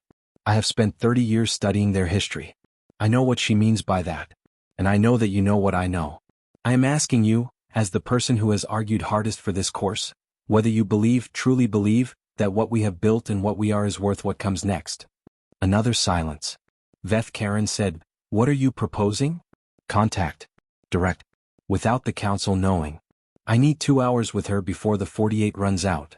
The silence this time lasted nearly a full minute. Then Vthari said, "I cannot authorize this." "I know," Dovan said. "I'm not asking you to authorize it. I'm asking you not to stop it." Another very long silence. "You have 2 hours," he said. The conversation between Sherry Dovan and Sarah Chen lasted 1 hour and 47 minutes. It was not a negotiation in the traditional sense. There was no exchange of positions, no back and forth on specific demands. It was 2 people, one human, one Drevathy, both exhausted, both carrying the weight of what was at stake, trying to find whether there was any ground left between them. Dovan began by saying, "I want to be honest with you. I am not authorized to speak for my government. What I say here has no official standing." Sarah Chen said, "I know that. I'm still listening." "We cannot publicly surrender," Dovan said.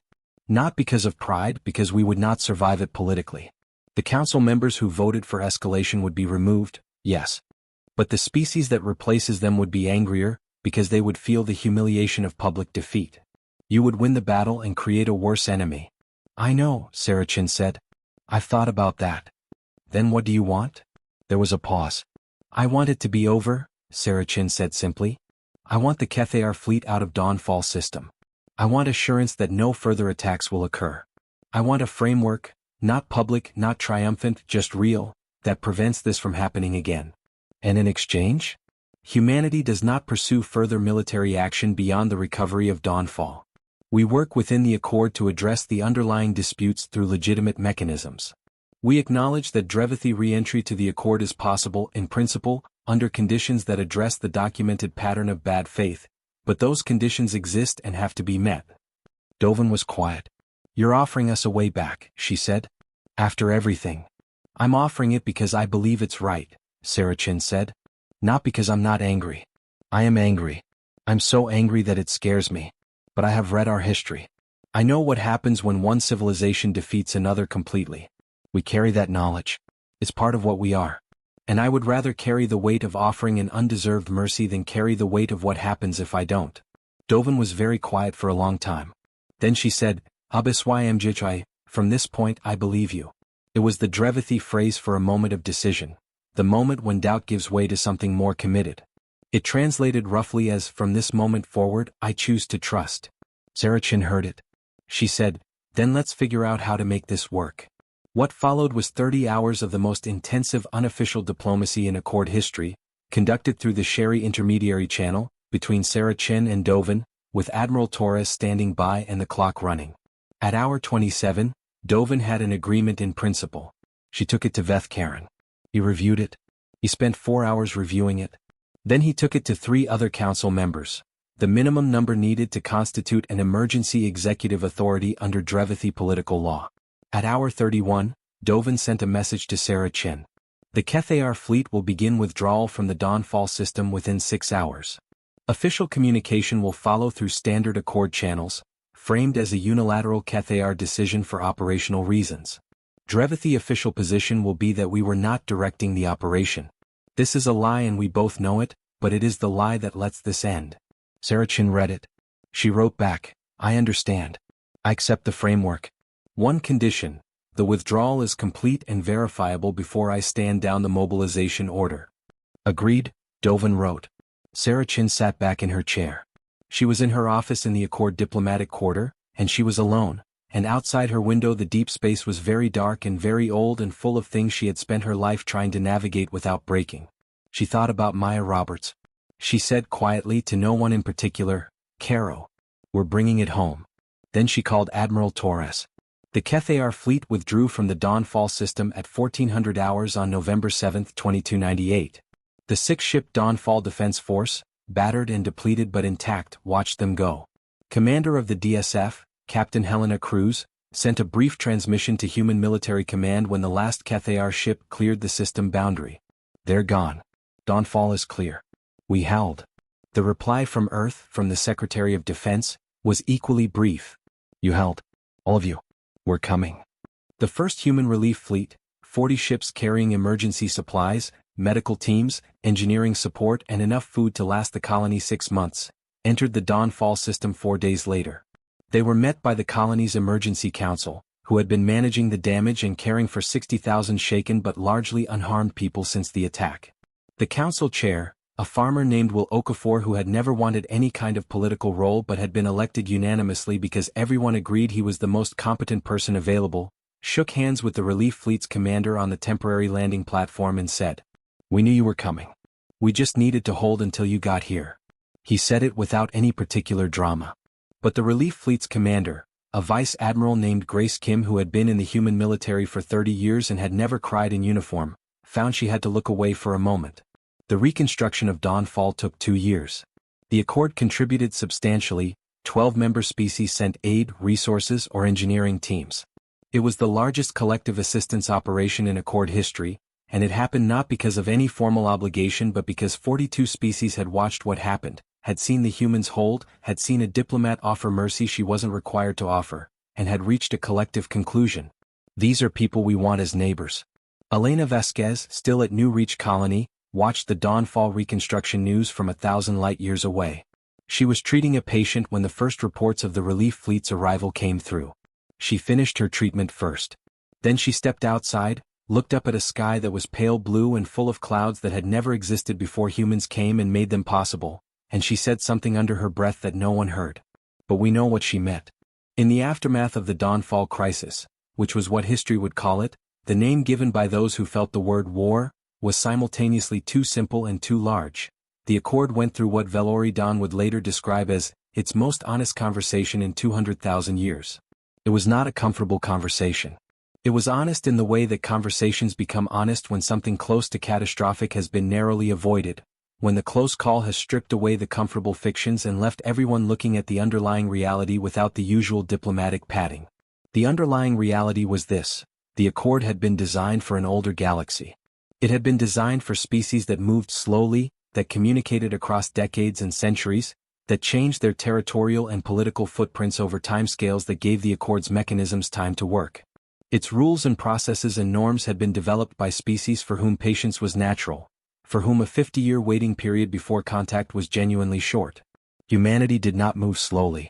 Humanity had gone from first FTL jump to full Accord membership in 40 years. They had established 63 star systems in that time. They had had 5 unofficial contacts before their formal introduction. They had built institutions that could mobilize a full species-wide military response within 24 hours. They processed information, made decisions, adapted strategies, and changed directions at speeds that made even their closest Accord partners slightly uncomfortable. They were not, by any malicious intent, operating outside the Accord's frameworks. They were genuinely trying to work within them. But the frameworks had not been designed for a species that moved at human speed. The result was friction, not always hostile friction, but friction. Gaps between what the Accord's mechanisms assumed and what human reality required. The New Eden medical delay. The transit zone disputes. The credential challenge processes that took weeks when hours mattered. The intelligence assessment timelines that had nearly allowed the New Reach sabotage to succeed. The Accord needed to adapt. That was the honest part of the conversation. And it was uncomfortable because adapting meant acknowledging that the system, for all its age and sophistication, had meaningful flaws. Species that had been part of the Accord for thousands of years did not find this easy to hear. The person who pushed hardest for the reform process was not, as many expected, Sarah Chin.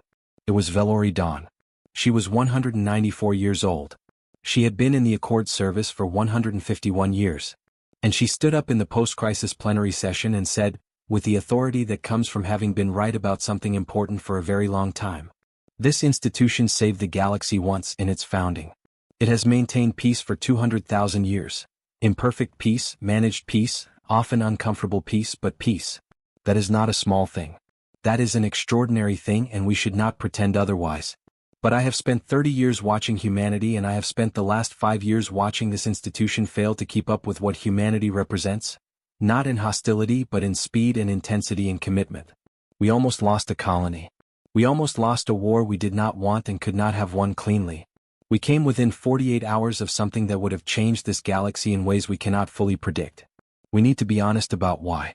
The Accord structures are built for the pace of older species. Humanity does not run at our pace. They run faster, they adapt faster, they push at the boundaries of what exists and build beyond them before we have finished discussing whether it is advisable. This is not a flaw. It is a characteristic. And if this institution cannot accommodate that characteristic without creating the kind of friction that nearly got us all killed, then this institution needs to change. I am proposing a full structural review. And I am asking humanity's delegation to lead it.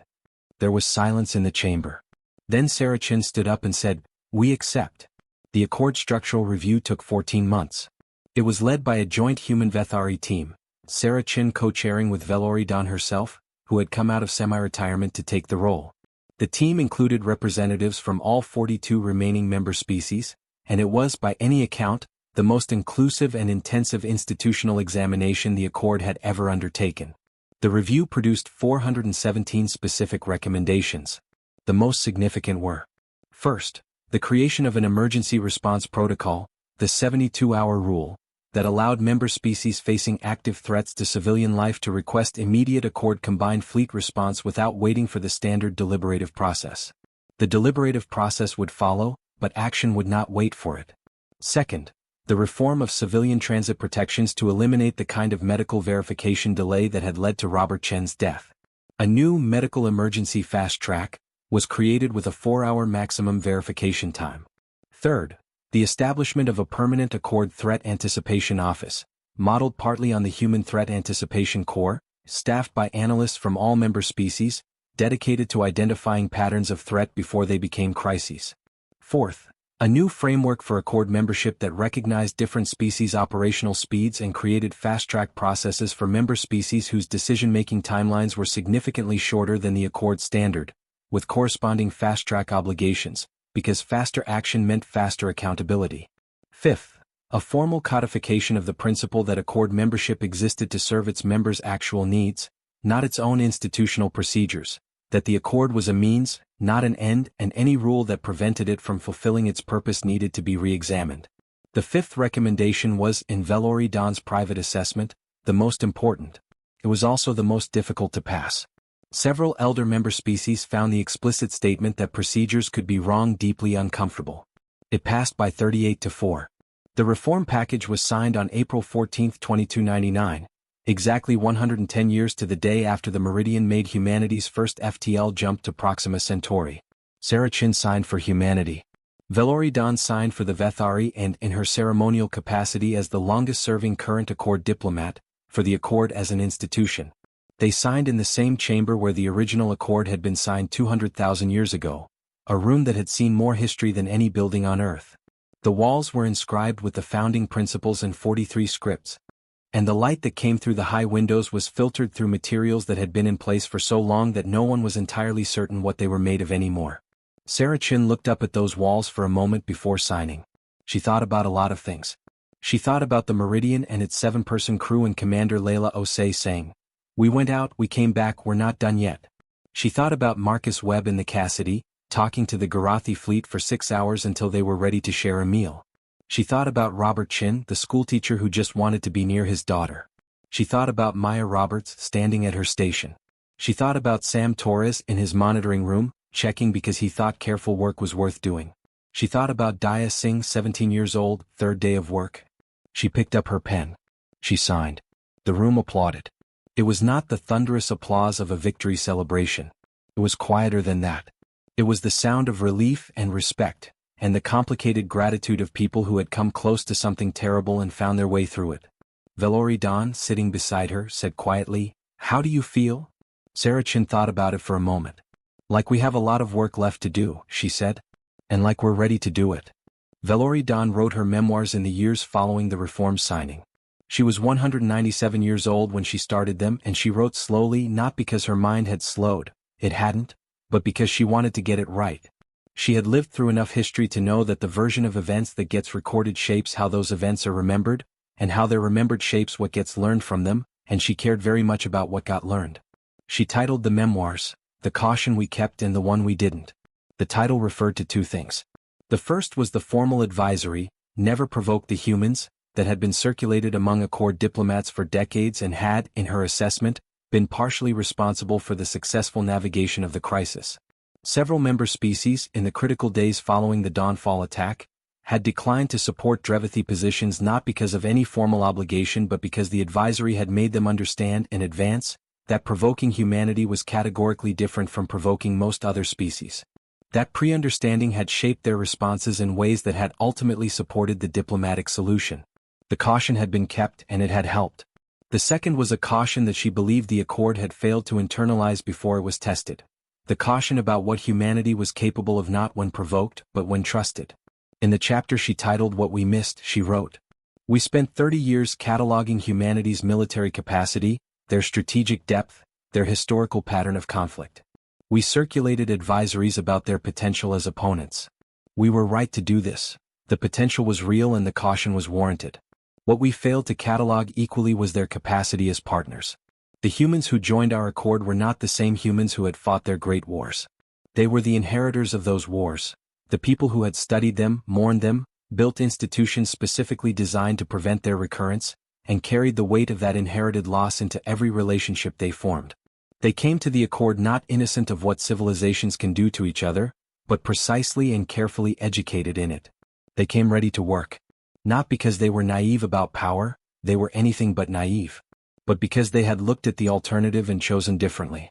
I spent 30 years worrying about what would happen if humanity were fully provoked. I should have spent more of that time wondering what would happen if humanity were fully trusted. I believe I know the answer now. I believe the answer is, more than we could have imagined."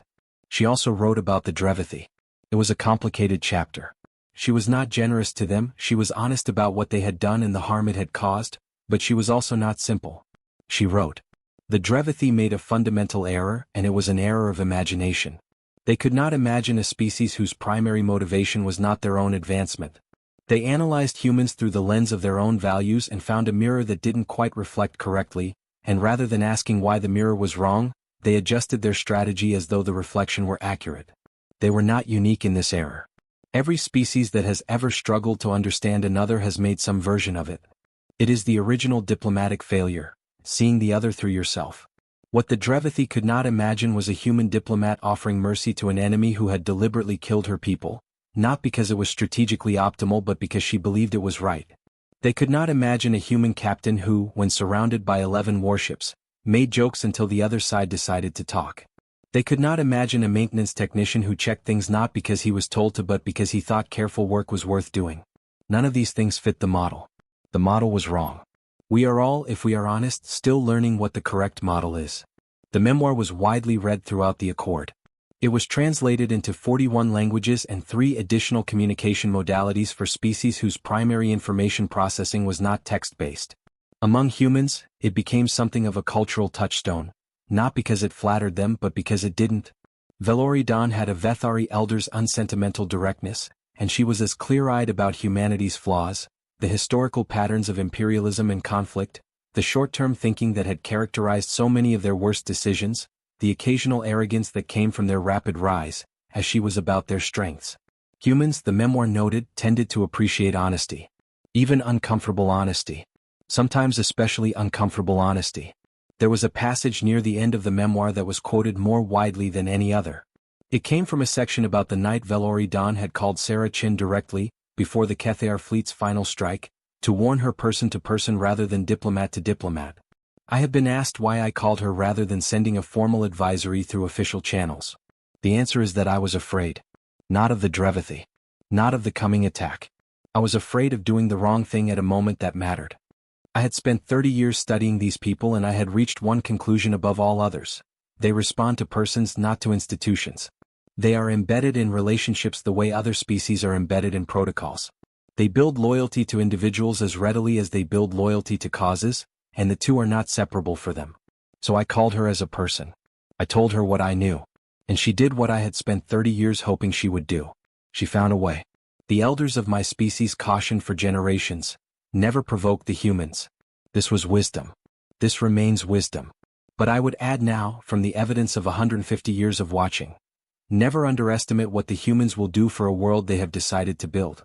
The caution was about their capacity for destruction. What I learned, what I think we all learned, was that this capacity is inseparable from something else. Something they have been developing just as long, just as carefully, just as stubbornly. Their capacity to refuse to let it be destroyed. 18 months after the reform signing, the Accord dedicated the monument to the civilian dead, the first monument in Accord history to specifically commemorate civilians who had died in conflicts between member or former member species. The monument stood in the main approach corridor of the Accord Central Station, the first thing every visitor and every delegate saw when they arrived. It was made of materials contributed by 12 different species, each one chosen by a committee of artists and cultural advisors for specific symbolic resonance. The central structure was a column of clear material, Vthari in origin, translucent and deep, shot through with light that shifted slowly, never quite the same twice. Around the base, in standard diplomatic common and in every member language and in any language that any person named on it had spoken, were the names.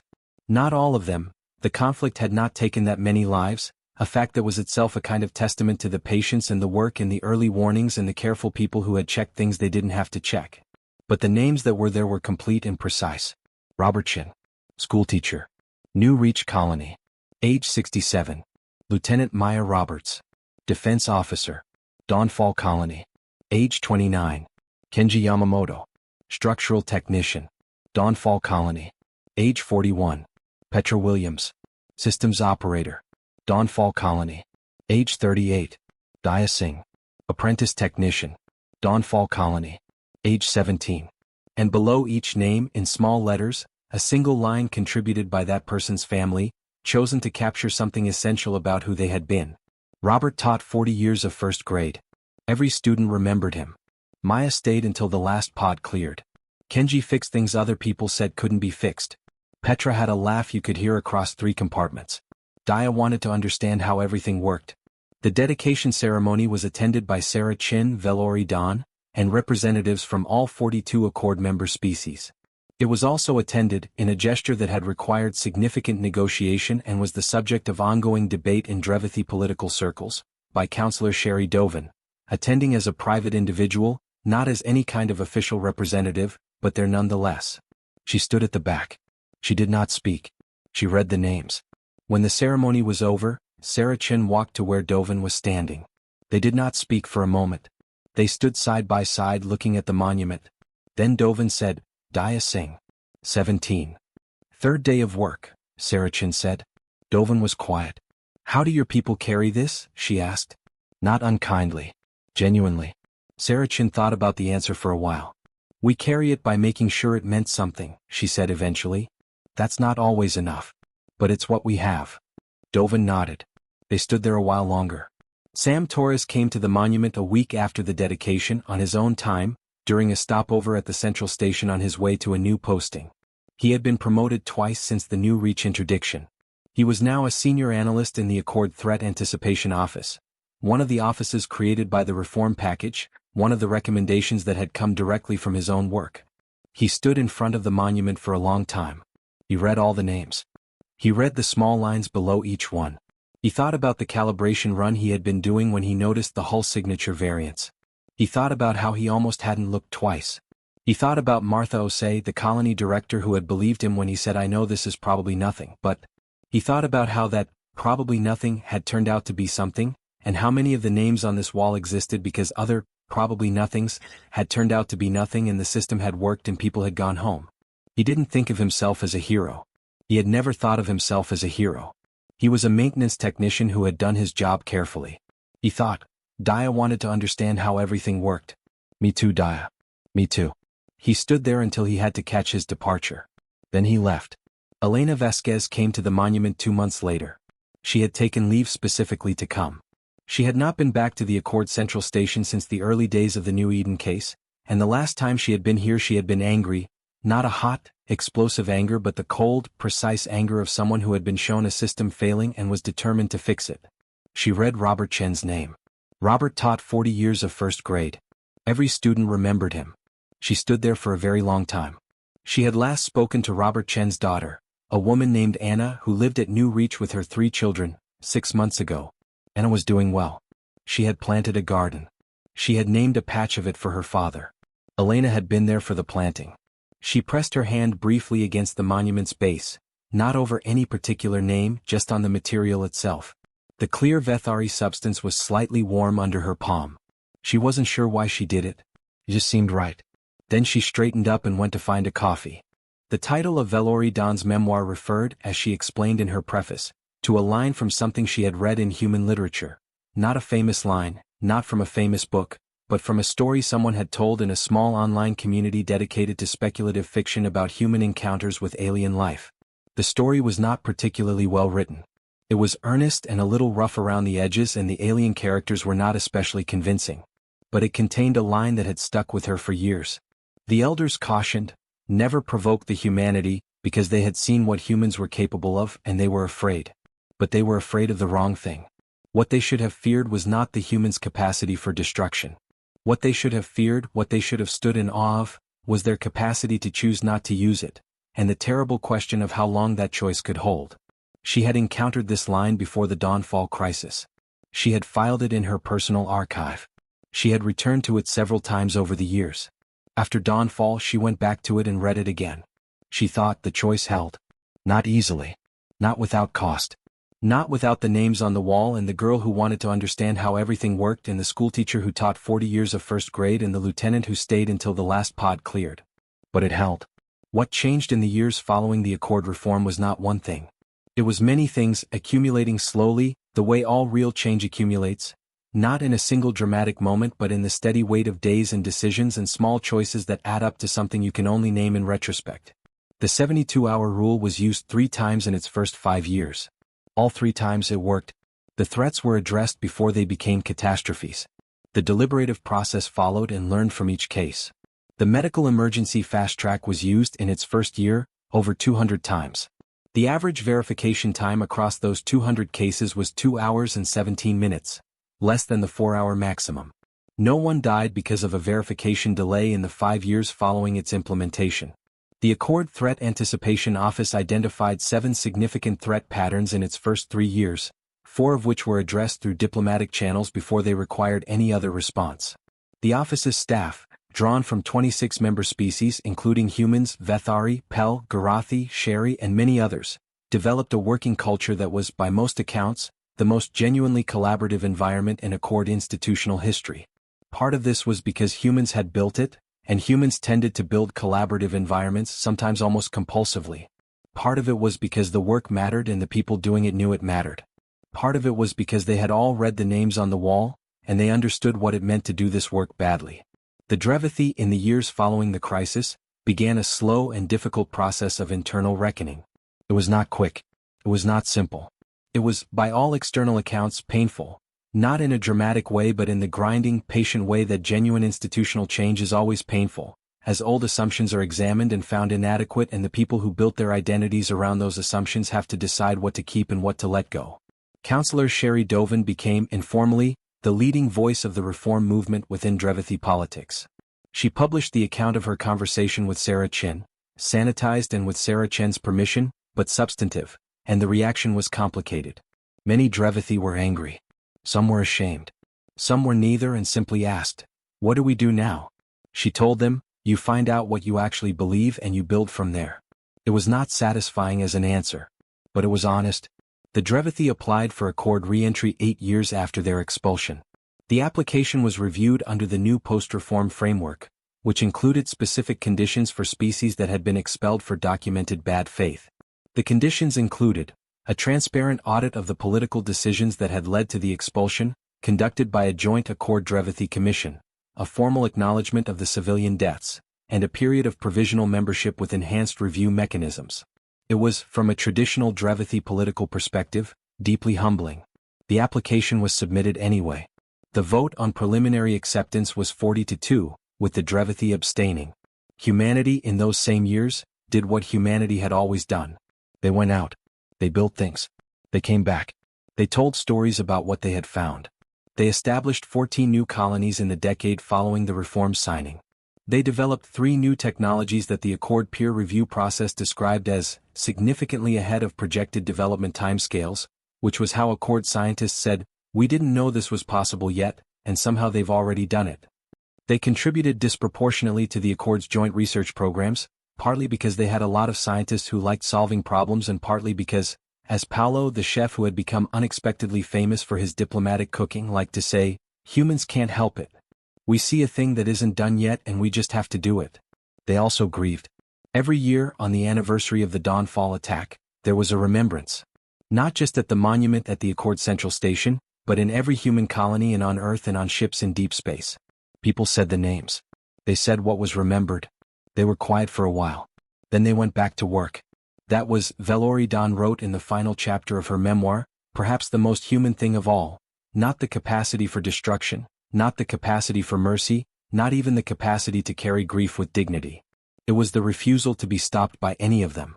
The elder's memoir ended with a reflection that she had spent the longest time writing, rewriting it, discarding it, returning to it, finding it still not right, and finally accepting that it would never be exactly right because what she was trying to say was too large for any specific words. She wrote, "The advisories we circulated for decades told the truth about one aspect of humanity. Their capacity for conflict is real. Their strategic depth is extraordinary. Their military tradition is ancient and sophisticated and, when fully mobilized, represents a force that the galaxy had not previously encountered. All of this is true. But the advisories were not the whole truth. The whole truth is this: humanity is a species that has suffered enormously, at its own hands and at the hands of circumstance, and has chosen, again and again, imperfectly, painfully, at great cost, to use that suffering as the foundation for something better. Not to forget it. Not to deny it. To build with it, the way builders use the hardest materials for the parts that have to hold the most weight. They built an institution to prevent their own worst impulses. They joined an accord that constrained them because they believed in what it was trying to do. They offered mercy to enemies who did not deserve it because they had looked at their own history and seen where contempt leads. They put the names on the wall, all of them, no exceptions, no one too young or too ordinary to remember, and they go back to the wall every year because they understand that the weight of those names is not a burden. It is a foundation. The elders cautioned, never provoke the humanity. They were right to caution this. The history of the galaxy since humanity's emergence suggests they were right in ways even we did not fully understand. But I have spent 50 years learning a different lesson. And the lesson I will leave behind me, the thing I want still to be here when I am not, is this: the galaxy is better because they came. Not easier. Not safer in some simple sense. Not more predictable. But better. More honest. More alive. More capable of doing the things that were always worth doing and had simply never been done with enough of the right kind of urgency. The humans brought urgency. They brought stubbornness.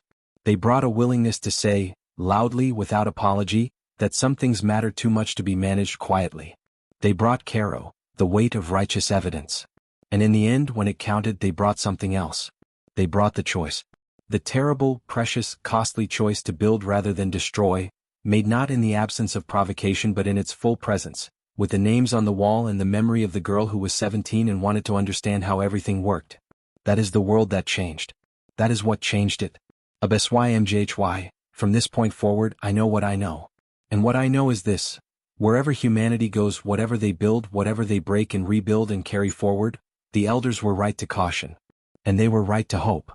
Vthari Dawn died at the age of 212, 8 years after completing her memoir. She was on the Accord Central Station when she died, working as she had always worked, in her office overlooking the approach corridor where the monument stood. They say that in her final hours she asked to have the office window open, if open was the right word for a space station viewport, so that she could see the light moving through the monument's translucent core. Whether that's true, no one who was there has confirmed or denied. It's the kind of story that gets told because it feels true, because it captures something about a person that all the official records can't quite hold. Sarah Chin, when she heard, sat alone in her office for a long time. Then she wrote a message to every person she had worked with over 30 years of Accord diplomacy, every aide, every analyst, every diplomat from every species who had been part of the long, slow work of building something that could hold. The message was short. It said, Vthari Dawn is gone. She spent 150 years building a galaxy worth living in. The best way I know to honor her is to keep doing that work. So let's keep doing that work. Below her signature, she wrote 2 lines. Not as a quote, not attributed to anyone, just as a statement. Caro. The weight of what we carry matters. HFY. From this point forward, we choose what we build. In the decades that followed, humanity continued to expand into the stars. They established new colonies on worlds that were cold and windy and difficult and beautiful in ways that couldn't be explained to someone who hadn't seen them. They contributed to Accord science projects that pushed the boundaries of what was known. They got into arguments in council sessions that were sometimes frustrating and sometimes brilliant, and occasionally both at once. They made mistakes, some significant, and they addressed those mistakes with the same combination of stubbornness and self-honesty that had characterized them since the beginning. They carried the names. Every ship in the human fleet had a list, not official, not mandated, but universal, maintained by the crews themselves, added to and never subtracted from. Not just the names from the Accord conflicts. All the names. Going back to the beginning. Every person who had died so that the humans who came after them could go further and build better and maybe, eventually, get it right. Robert Chin. Maya Roberts. Kenji Yamamoto. Petra Williams. Daya Singh. And before them 1,000 others. And before those 1,000 more. It was a long list. It was a human list. Sam Torres, in his later years, became the first director of the Accord Threat Anticipation Office, the institution whose existence had partly started with him noticing a hull signature variance on a routine calibration run. He was, by all accounts, a good director. He ran the office the way he had always run everything, carefully, without drama, checking things that didn't need checking, looking twice at readings within normal parameters, never quite satisfied with probably nothing. He had a sign on his office wall that he had made himself, in his own handwriting. Read, "Careful work is worth doing." Visitors sometimes asked him about it. He told them, it was something he had always believed. He couldn't remember when he'd started believing it. It just seemed obviously true. He retired at 68 and went back to New Reach Colony, back to the planet where the chemical sabotage had been intercepted, where Elena Vasquez still practiced medicine and Robert Chen's daughter had a garden named for her father. He planted a garden too. He tended it carefully. Elena Vasquez practiced medicine at New Reach until she was 81 years old. On her last day at the clinic, her colleagues threw her a party that lasted long enough to spill into the morning. She danced at the party, which surprised some of her younger colleagues who hadn't known she could dance. She spent her retirement writing, not medicine but something she had always meant to write, a complete account of what had happened from her perspective, starting from the moment the new Eden was held in the transit zone and ending with the dedication of the monument and the day she had pressed her hand against the warm, clear material and not quite known why. She called it, Robert and What Came After. She dedicated it to Robert Chin, and to Daya Singh, and to Maya Roberts, and to Kenji and Petra, and, in a shorter final dedication line that she added at the last minute and then almost removed and then decided to keep, to whoever reads this and understands that these names are why we do not stop. The universe was old. It had been breathing long before Earth finished cooling, long before the first creature decided it wanted to live, long before a 7-person crew jumped to Proxima Centauri and came back and said, "We're not done yet." It had watched civilizations rise and fall. It had watched the Khosr conflict leave scars in spacetime. It had watched species discover each other and fear each other and sometimes destroy each other and sometimes, not always but sometimes, more often than the cold mathematics of probability suggested it should, find something better. It was still breathing. And somewhere in it, on 43 worlds and 612 ships and stations in deep space where the stars were just light from very far away, humans were awake and working, checking the calibrations, tending the gardens, saying the names, carrying the weight not as a burden but as a foundation, choosing, again and again and again what to build. Carol. HFY. The world changed forever. And they were still not done. And